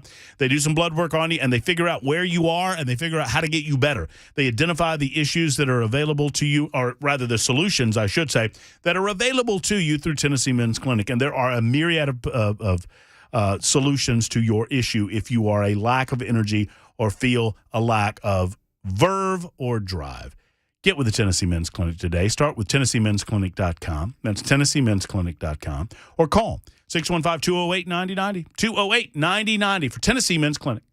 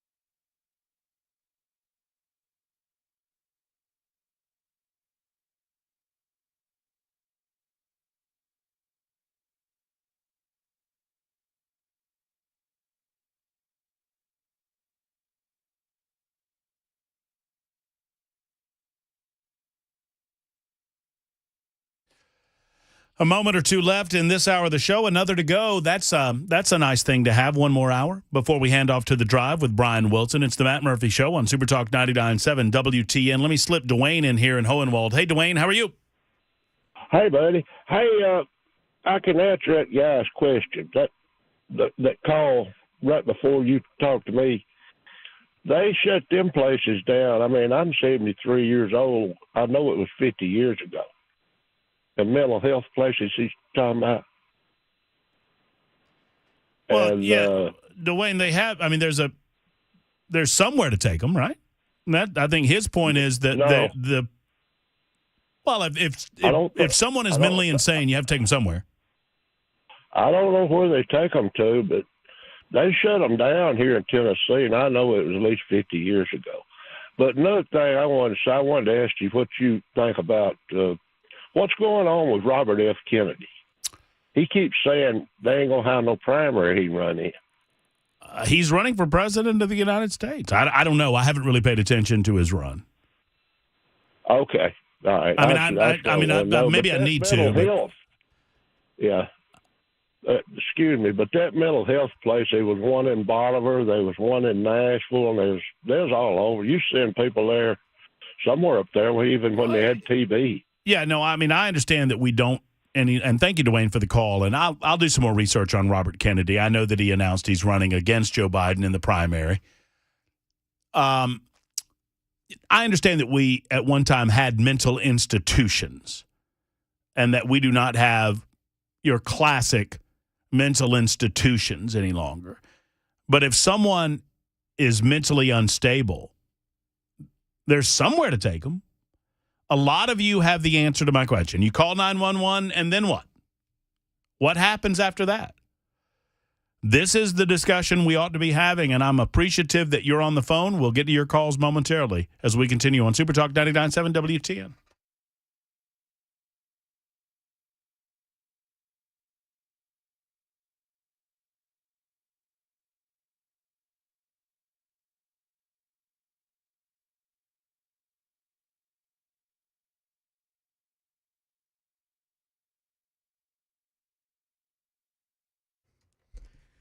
Two o'clock, I'm Mac Maury with your top stories. Right now, 64 degrees in Nashville. Tonight, a slight chance of showers, and that'll be kind of the way it is for the rest of this week. Headed into the weekend, scattered showers off and on, with temperatures hovering between 50 and 60s degrees. Weather in just a few minutes.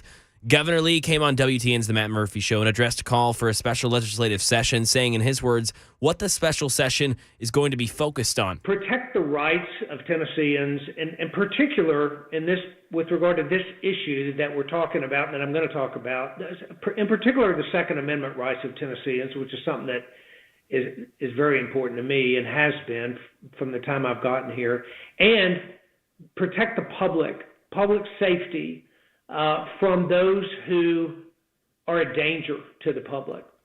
And this call for a special session comes after the tragedy of Covenant School, where 6 people died, 3 of which were children. Governor Lee has caught flack for his call for an order of protection law from other lawmakers due to its similarity with a red flag law. And right now in Tennessee, all eyes and ears on the Metro Nashville Council, which will hold a specially called public hearing before what could be a third and final vote on a new indoor Titan Stadium. Channel 4's Ryan Breslin reports. Both supporters of the stadium and those opposing building a new one will have 2 hours each to make their case to Metro Council tonight. Now, depending on how they are swayed, Metro Council could vote to approve public facility bonds that would be issued by the Metro Sports Authority to finance a portion of the costs of an enclosed stadium. 50% of state and local sales taxes would be allocated to fund capital projects at the stadium, and this eliminates the financial liability of the existing stadium. The meeting starts at 5:30 with the vote coming at least 4 hours later. Some crime in Tennessee. News 2 reports that a man has been charged with now his 5th DUI after passing out behind the wheel. 51-year-old Billy Newman had to be given 2 milligrams of Narcan when found on Clarksville Pike. Police found a case on his lap with a spoon and needles inside, along with a blue substance that they later identified as fentanyl. Newman allegedly struck a mailbox and then rolled backwards into a yard on Clarksville Pike. His 4th DUI came back in 2017. That is the latest news. Weather's next. I'm Mac Maury, WTN News.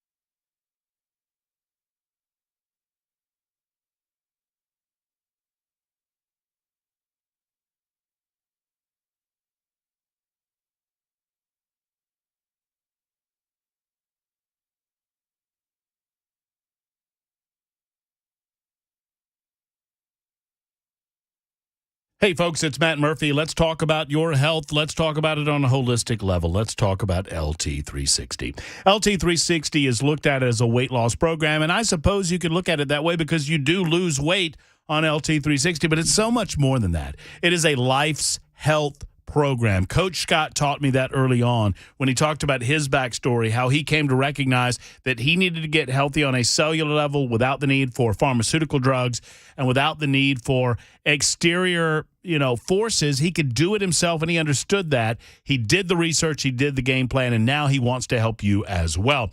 Coach Scott has brought on Dr. Underwood, who is an expert in holistic health in her own right, and she's located with the LT360 to benefit you from a doctor's standpoint, and Coach is there always to motivate you to get healthy, to hydrate, to get more exercise in your life, and yes, to eat the things that are going to keep you healthier longer and later in life. Getting old doesn't have to be a negative. You can be just as healthy as you were in your 20s and 30s right now. Contact LT360 to find out how. LT360.com. That's LT360.com.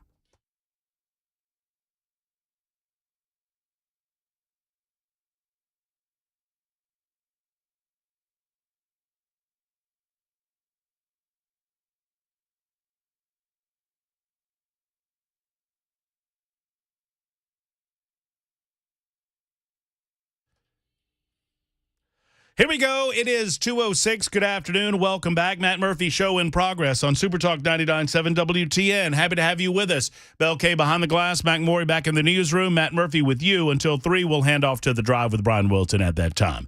Plenty of you holding in there.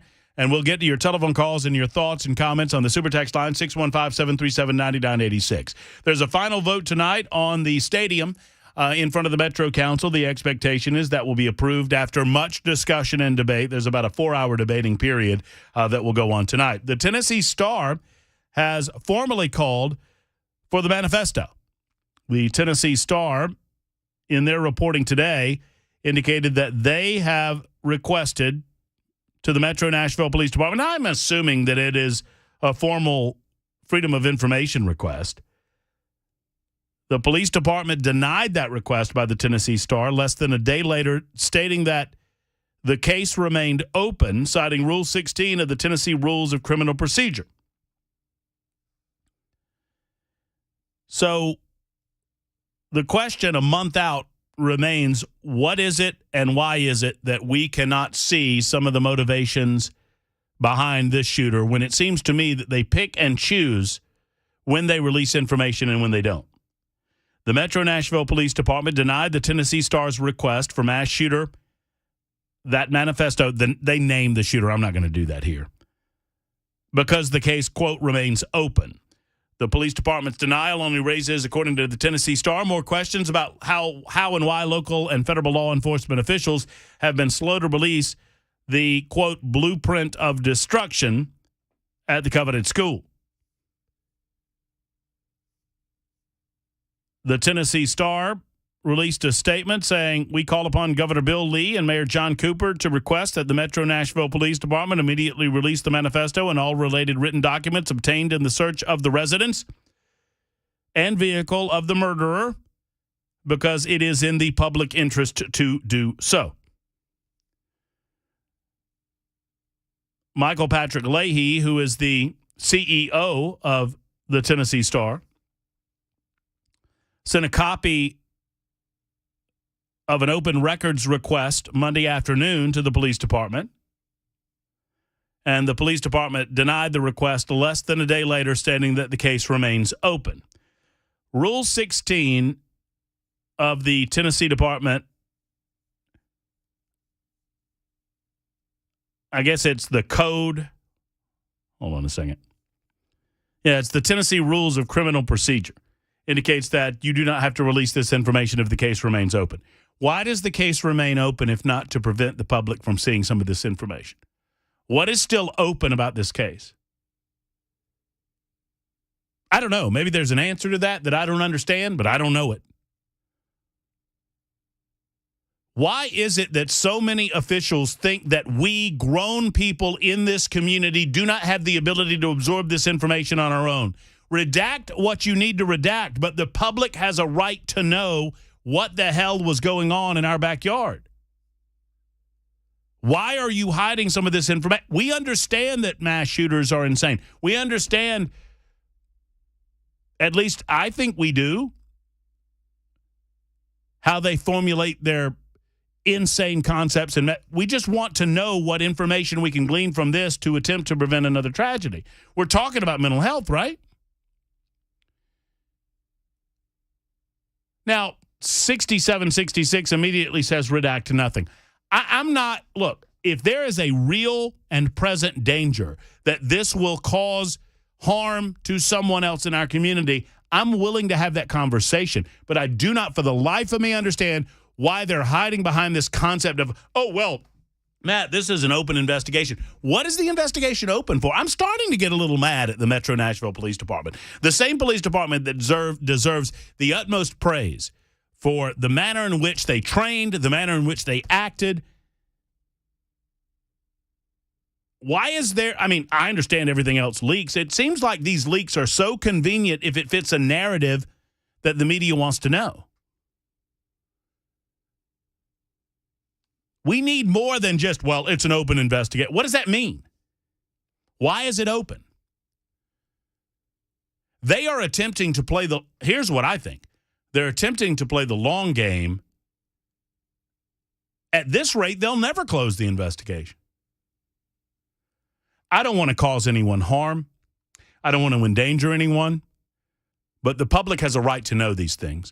The government, generally speaking, has a tendency to overclassify and to prevent the public from seeing information that the public has every right to know about. This happens on the federal level, on the state level, and on the local level. I guarantee you, remember when we went through the whole Donald Trump mess at Mar-a-Lago? Remember when we went through the subsequent Joe Biden mess at a variety of his residences and places of business with all of these classified documents? I'd be willing to bet dollars to donuts that not one of those documents needed to be classified. Yet they are. A government wants to do things in secret because they don't want you to know about everything that they're doing. We have to protect against that, and that's part of my job.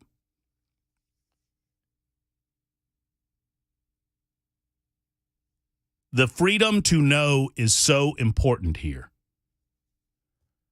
And that's why I bring it up. That's why I applaud the Tennessee Star for keeping after this, and we'll keep after it as well on Super Talk 99.7 WTN. In the meantime, I asked a question, what do you do, right? I genuinely don't know the answer to this question, and it is it's frightening to me that we don't, or I don't. You have someone in your life that is in a mental crisis. What do? Call 911? 3005 writes, Matt, person is taken to the emergency room. They get a medical screening exam and a drug test. The crisis team, a state agency, is called. A social worker comes in, or either via telehealth evaluates them. If they deem them a risk, they attempt to place the person in an inpatient mental health facility. That's where the waiting begins. Insurance must approve admission. If no insurance, no joy. Can take days in the emergency room with the security guard sitting outside of the room. No treatment until and if placed. I've seen it hundreds of times. Eventually, if no placement, the person is released with instructions to seek outpatient mental health services. Very sad. And that person's indicating that they're a physician. That sounds about right. We have a broken system of mental health, and partially it is broken because of insurance. It infuriates me that everything involved in our medical practices nowadays has to run through an insurance company. Until we solve that, we're never solving mental health. We're never solving anything involving any health. Insurance companies aren't in the business of getting you good health, mental, physical, or otherwise. They're in the business of collecting premiums. And to make them the gatekeepers is dumb. Eric's in Jasper. Eric, thank you for calling. How are you? How you doing, Matt? I'm well. I would say I would start off with a lie on my lips saying that we miss you at the other radio station, but you know we do. Well, thank you, Eric. I appreciate that. Well, I've been a thorn in your side for how many years now? Never been a thorn. You're a rose, Eric. You're never the thorn. You're the rose. There goes that loud lips again, right? That's why I love you so much. Hey, the problem is, Joe Biden said there is no place that hate is, a warrant for their, or a place for hate. Yes, hate has no safe harbor here, I think is what he said. Yes, they do. It's called California, New York, Connecticut, most liberal states, but mainly Washington, D.C. They hate how we are free and our liberties given to us by God in the Constitution and the Bill of Rights. They hate that because you can see that every single time that they open their mouth against the Second Amendment, yes, against the First Amendment, both religion and in your job as far as journalism, as far as what they call it, the fourth. What is it? I forgot exactly what the definition of journalists are. But I mean, they just can't stand it because they want you to go, okay, you can only say this because he, she, it might not like it. He, she, it might not like it. That sounded bad. Might not like it. I don't care. I'm 60 years old. I spent 20 years in the military defending our Constitution, not the presidency, but the Constitution. And now they're telling me that I have to stop doing that. Our Constitution gives us the right for freedom of speech as long as I don't get up there and offend somebody else. Excuse me, we have to have tougher skin than that. We have the right. Just look at our amendments to the Constitution. What they're saying is they're giving those people the right, the freedom to I forgot the words. I'm not that now. The freedom to be themselves, to make their own stupid, and I mean stupid decisions. Well, look, I understand, Eric. My grandpa always said every man deserves to go to hell in his own fashion. I heard that when I was a kid, and I remembered it. I didn't really understand it at the time that I heard it. But in America, we abide by the principle, or at least we have, that we're going to give you the freedom to make good decisions or poor ones and live a life of your own choosing. Joe Biden believes the government knows better. And so he talks in cliches about hate having no safe harbor and guaranteeing rights and freedoms. I'm just fascinated with how Democrats can just bring this garbage up over and over and over again and continue to win elections over and over and over again. This is the same message he brought about in 2000 while he was hiding in his basement. We're fighting for the soul of this nation. Hate has no place here. We must stop the hate, embrace the freedom, embrace the rights of the people to, what does all of that mean? There are functional disagreements about how much the government should be involved in our day-to-day lives. Secondarily, the Biden administration consistently picks winners and losers. I'm going to tell you a story about that coming up in just a moment. The Biden administration has decided to raise the cost of your mortgage if you have better credit.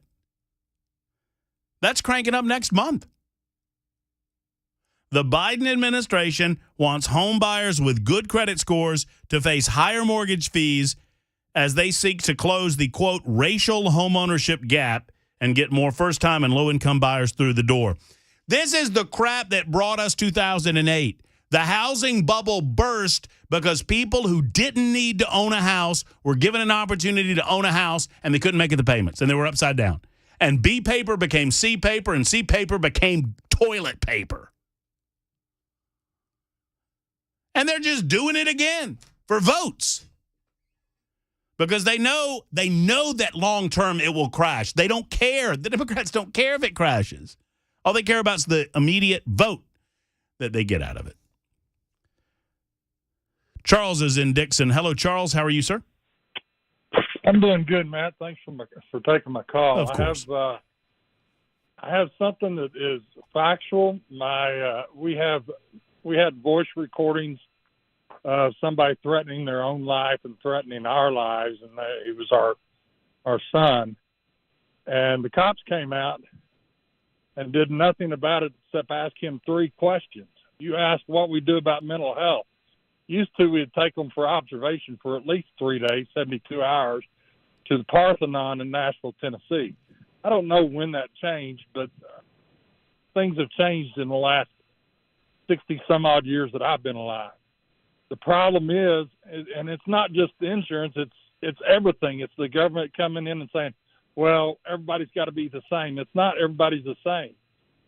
My son's not the same. I mean, when he threatens you, and on multiple times, and they come out, and each time that he's threatened himself and us, they come out and ask him 3 questions, and they say, well, he's all right. He's just doing it for attention.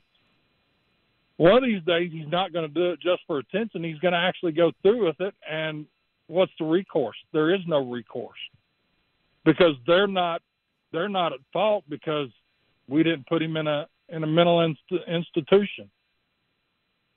So where do you go from there? I don't know.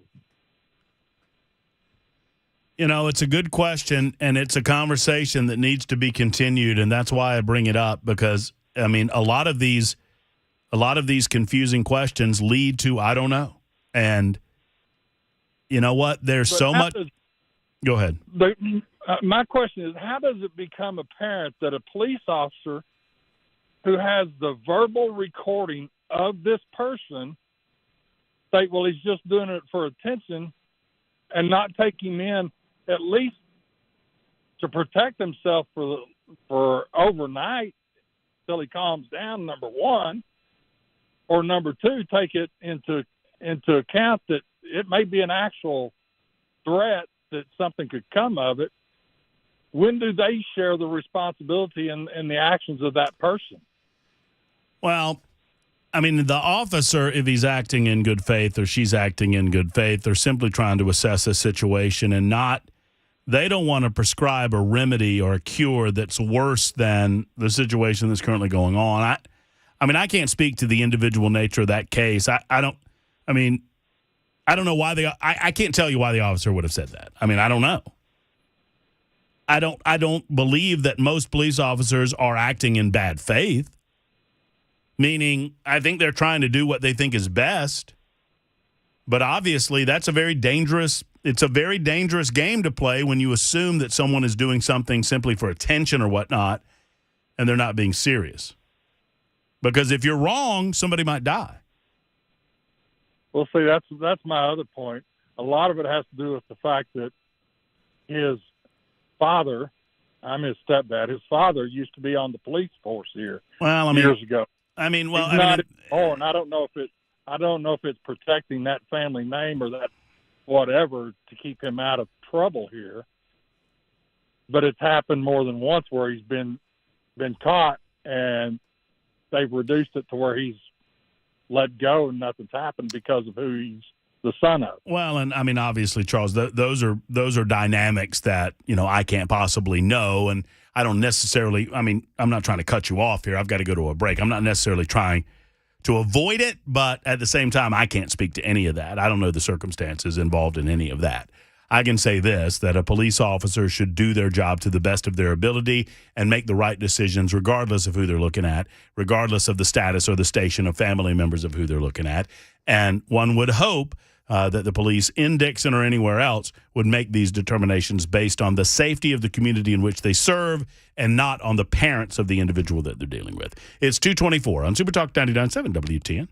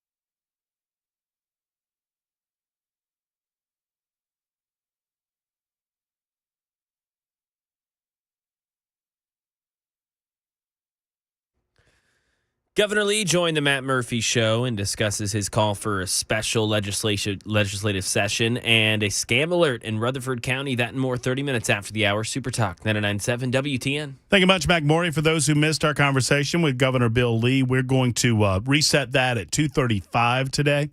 What it's about a 12 or so minute conversation, so it should get us pretty close to the top of the hour with Brian Wilson and The Drive. We just want to make sure that if you missed it, you're able to hear it on Super Talk 99.7 WTN. Real quick, Maury. Very quick. You ready? Yes, sir. Putting you on the spot. Okay, I'm ready. I want you to sing the first Harry Belafonte song that comes to mind. I don't know. Every hit that Harry Belafonte had, which were all of the 1950s, way before my birth, way before your birth. Maybe some of the 1960s. I think that every individual song is in the same song. Here's what I mean. The three songs that you recognize. Belle, you got anything over there? Oh, I know one of these. Okay. What are you doing, Belle? Why are you not? You're doing something. What are you doing? What are you doing? Pulling the audio. Did you engage on the show? Come here. Get over here. He's tweeting. Get over here. He's tweeting. He's tweeting. That's right. That's right. He's too deep in the abyss. He did. Gave you a look. He's so mad. Yo, look, y'all, Mr. Hey, there's only one Mr. Grumpy Pants on this show. That's me.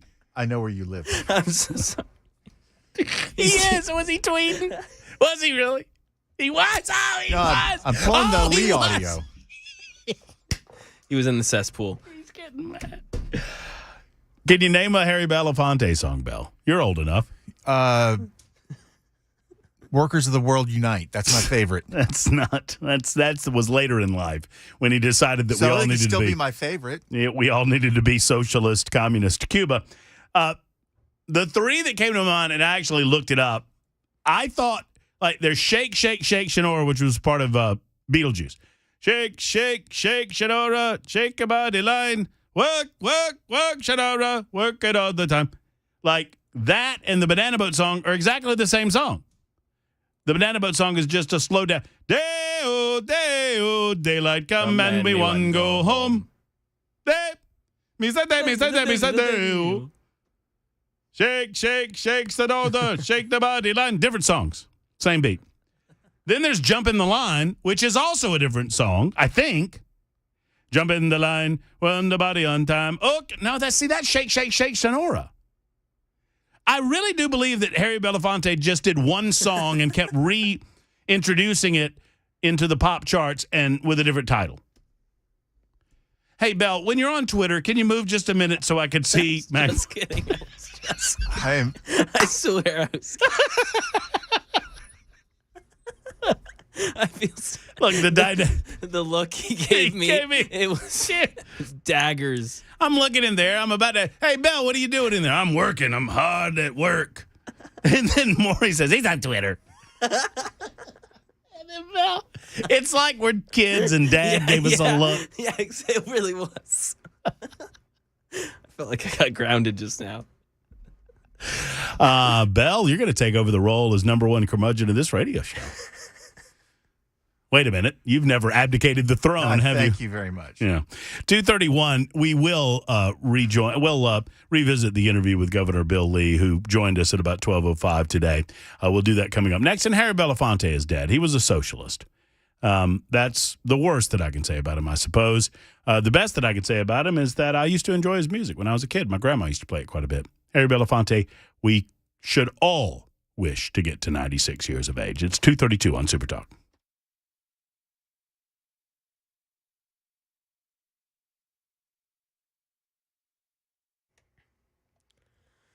$2:32, I'm Mac Morey with your top stories. Right now, 64 degrees and sunny. Some scattered showers expected here later tonight and really on and off the rest of this week into the weekend. Weather in just a couple of minutes. Governor Bill Lee joined the Matt Murphy Show discussing the special legislative session that he called for on last Friday and saying the focus will be on protecting the rights of Tennesseans. This all comes after the tragedy at Covenant School that ended in six people dead. Lee has proposed a law that would improve the order of protection law. The term red flag has been linked to this proposal, and to that the governor says people should read it. Here's one thing that he says could change with this legislation. If a man tries to hurt his wife and is a threat to her in a domestic relationship, we have the ability to separate that person from firearms. It exists in law today. It's already on the books. We do it every day in this state. But if that same man threatens to shoot up a school, we can do nothing about that right now. There's something not right about that situation.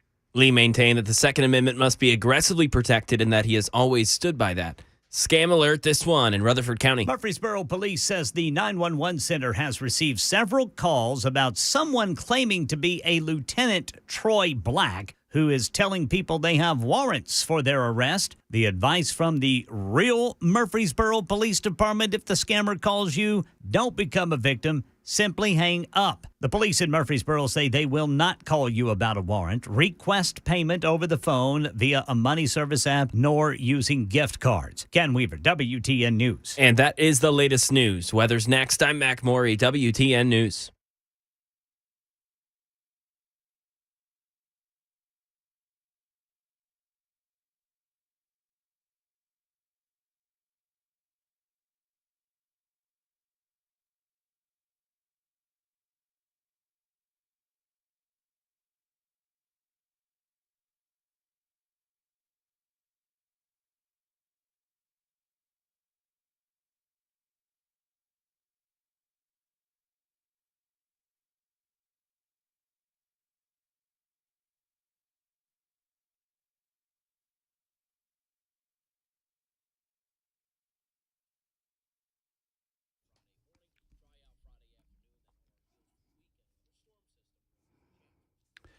When I speak about defense systems, I often say that hope is not a plan, and it is time to get trained. We always hope that evil does not find itself at our doorstep. And sadly, a month ago, we found that evil had found itself on the doorstep of Nashville.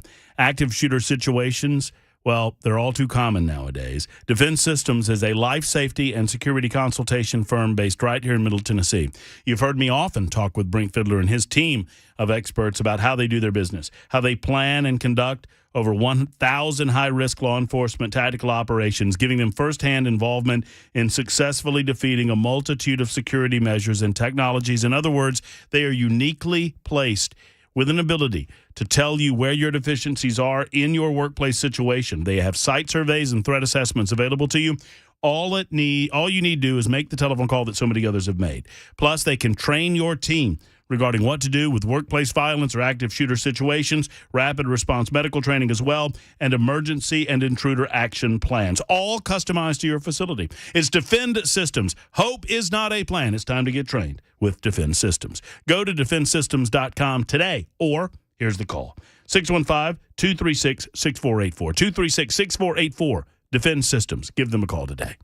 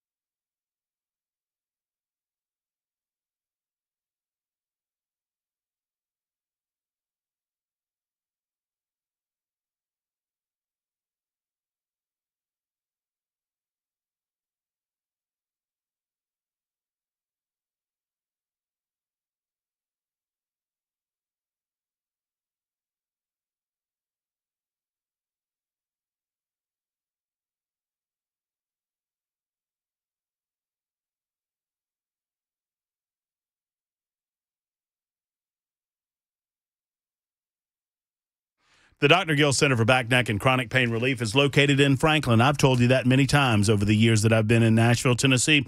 Here's what you need to know, friends. If you're just listening to me for the first time and you feel yourself experiencing knee pain, back pain, neck pain, any sort of pain on your body, if it is joint-based or spinal in nature, the Dr. Gill Center wants to help you. Yes, they are a chiropractic care center, but they do so much more. They've got state-of-the-art equipment, and they've got state-of-the-art training to use it, like their Class 5 laser, their red light therapy, spinal decompression therapy. It's all available to you in Franklin, and they were the first. Dr. Gill brought this technology to town, and they utilize it better than anyone else. They have a team of doctors ready and able to assist you. Give them a call and eliminate that pain without the need for pills, without the need for shots and needles, and without the need for surgery. 615-882-4838. That's 882-4838. Examination, x-rays, and a complete review of findings is at your fingertips with that telephone number, 615-882-4838 for the Dr. Gill Center for Back, Neck, and Chronic Pain Relief.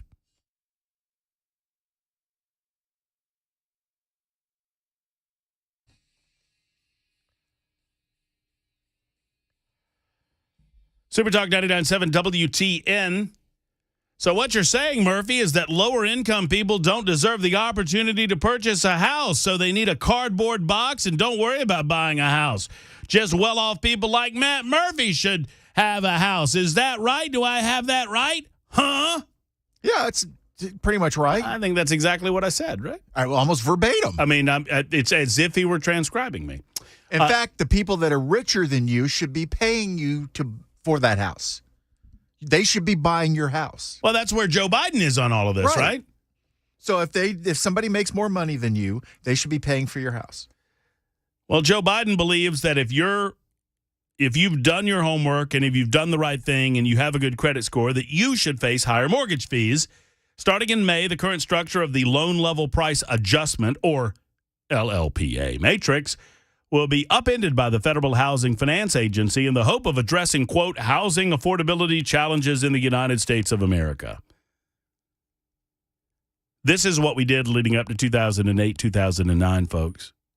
We started taking B paper and making it C paper, and C paper making it toilet paper, and eventually it upended itself and people weren't able to pay their loans. This is not something anti-poor. It is actually quite the opposite. It's pro-poor people. I want to put people in a position of success, and giving people the opportunity that are not financially or mentally prepared for home ownership, putting them in a bad situation that they cannot possibly succeed in, is a recipe for disaster. And oh, by the way, to Paul, who wrote in that note, dude, I lived in a camper for a year. Don't talk to me about where I live and what I'm about without knowing what you're talking about. We talked with Governor Bill Lee earlier today on the show. For those who missed it, here's a great selection of our conversation with the governor regarding what happened in the legislative session and what we expect out of the special session. Listen in. State of Tennessee, Governor Bill Lee joins us to talk about all of these and more matters. Governor, good to speak with you. I hope you're well, sir. I'm doing fine, sir. How you doing, Matt? I'm doing well. Thank you for being on with us and talking to Middle Tennessee and beyond about obviously the session that was and potentially the special session that will be. We'll get into that in just a moment, but let's talk about the regular session for a moment. What are your highlights, Governor? I mean, obviously, we've talked a lot about what happened in the last couple of weeks in the House of Representatives, and I would consider those some of the lowlights. But for you, what are the pluses of this session? What are you most proud of? Yeah, I think sometimes the most important things can get overshadowed for sure. We brought forth, so the governor brings forth pieces of legislation that then the General Assembly responds to and actually creates the law. But we bring forth proposals, and we passed some of the most important conservative proposals in our state's history. It's the largest tax cut in the state's history, $400 million in tax cuts for both families and very important tax cuts for small businesses, which are job creators and economic drivers. And I'm a strong believer that when you cut taxes, you stimulate the economy. And we are already, as you know, the lowest tax per capita state in America. Of all 50 states, we have the lowest tax per capita. But we cut taxes. We passed we're one of the fastest growing states in the country too. And so infrastructure and the investments in infrastructure is something that we ought to be doing to plan for the future. We passed a significant infrastructure Transportation Modernization Act, we called it. And it not only builds rural roads and funds rural roads and bridges and highways, but it invests in our urban center infrastructure as well. And the reason I call that a conservative win is because we're one of only about 6, maybe 7 states in the country that don't have debt to pay for their roads. We need to stay that way. This act delivers a funding stream to our state without raising debt and without raising taxes on the people of the state. So, those are a couple of big things, and now a third one, and then I'll let you keep going. I'm a strong believer in vocational education. That's my background in my business. If we're going to keep attracting all these companies, we've got to have workers. We created something called the Give Act my first year, and we've just built on that ever since, vocational education. But this year we put $1 billion because of the conservative fiscal policy we have surpluses. We put $1 billion one-time money into our colleges of technology to build 10,000 new skilled workers a year for all of these companies that are coming to this state because of the environment we have. So we got a lot of good things that we got accomplished. Every single administrative bill that I brought forth was passed this year, and really grateful for the partnership with the General Assembly. Very grateful for their work to get big wins for Tennesseans. The session started, Governor, with the passage of 2 pieces of legislation that I think have continued to be mischaracterized, certainly nationally and even within the state amongst certain media outlets. One would prevent younger Tennesseans from having surgeries performed on them before the age of majority regarding gender reassignment.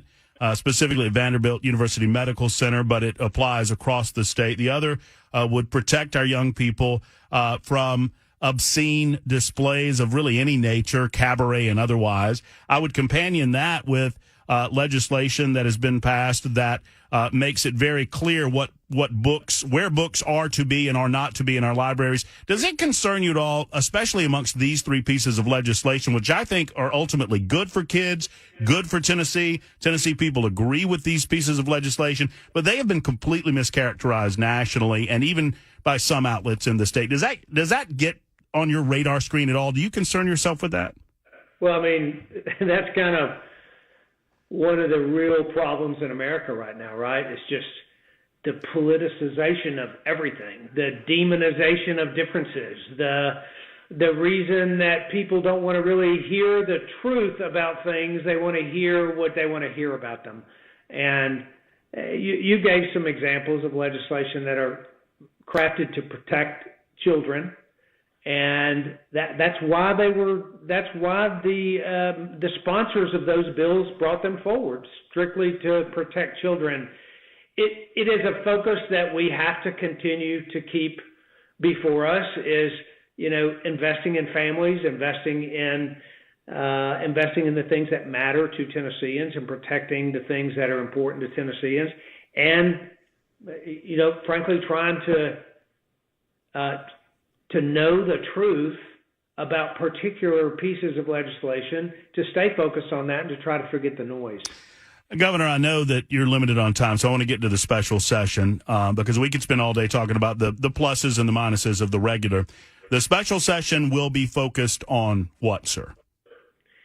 Well, it's going to be focused on finding a way to accomplish something that I think most Tennesseans think we should do in this state, which is protect the rights of Tennesseans, and in particular with regard to this issue that we're talking about and that I'm going to talk about, in particular the Second Amendment rights of Tennesseans, which is something that is very important to me and has been from the time I've gotten here, and protect the public safety from those who are a danger to the public. So I've said plenty of times, I think what most people really agree on is that people who are a threat or a danger to the public we should understand who those threats are, and we should protect the public from them, in part by not letting those dangerous individuals have access to weapons. That strategy, combined with a strong belief that the Second Amendment has to be protected and aggressively protected, we have to find a way to do that, and that's what this special session is about. I know you have a heart out because you have somewhere to be, but I need to follow up on this and just ask you the simple question. I've talked to a lot of lawmakers. We speak to a lot of Tennesseans, and I know that you're avoiding the term red flag law, but even if you say order of protection, when you're talking about preemptively taking away the Second Amendment rights from individuals, let me ask it this way. Are people being too quick to judge your proposal before examining it, seeing it, sitting down and talking about it? Because I hear a lot of lawmakers saying that this special session is dead on arrival. Yeah, well, it's important you even use the word there, preemptively doing something with regard to the Second Amendment. I do think people ought to read the details of this law. It's like no other law in America. There isn't another one like it. It's crafted by a guy who is arguably a very clear and definitively has a background of protecting the Second Amendment.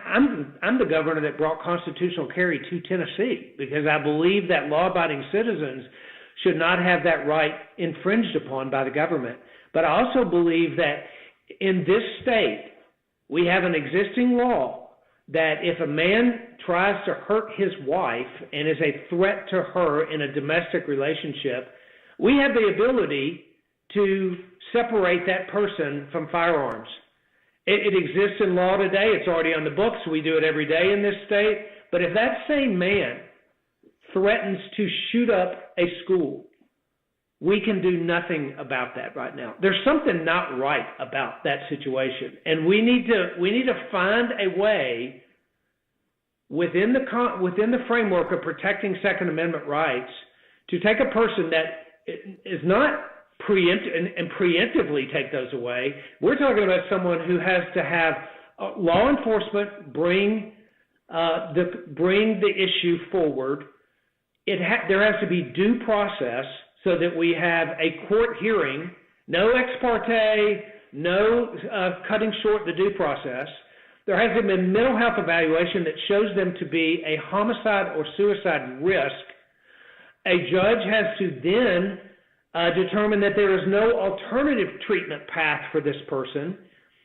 Then and only then, if they've exceeded clear and convincing evidence and a high burden of proof, there is an order of protection. That is not preemptively taking away someone's Second Amendment rights. That's actually strengthening Second Amendment rights on those who are not a threat to the general public. And that's what we have said all along should happen in this state to close the, and by the way, this order of protection is temporary, one of the shortest and most temporary orders of protection that you'll see in laws across the country.